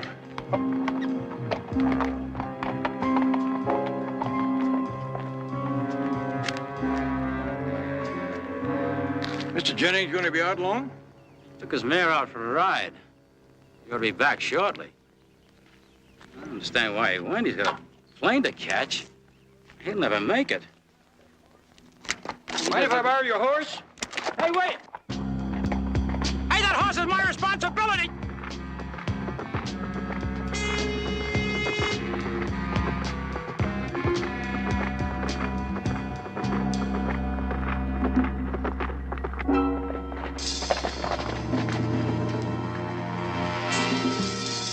It's my game, Mr. Jones. Didn't know you were interested in horses. Well, that's not exactly what brought me down here. I'd say I'm more of a bird fancier. Birds, well, fancy that. How interesting. Yeah, I thought it would be. Here you had us beating the bushes for a bird named Smythe, and we should have been looking for a raven.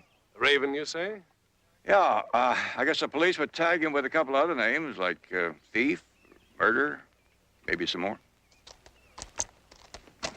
Terribly sorry, Mr. Jones. A few more minutes and your quarry would have simply flown away. Now I'm afraid I'm going to have to ask you for your gun. But be very careful. Thumb and forefinger only.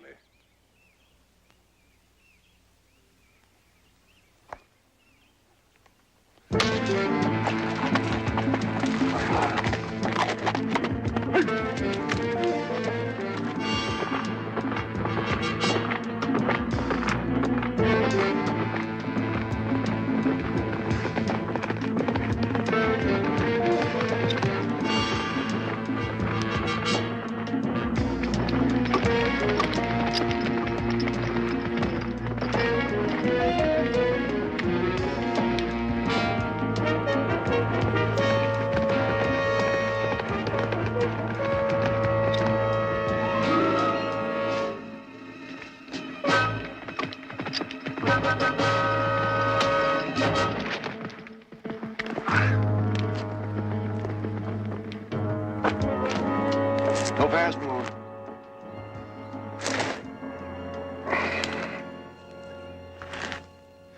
Jones. That was a peasant's trick. You aren't even a very good horseman. My daddy always used to say, the thing about riding is not how you look in a saddle, but getting there.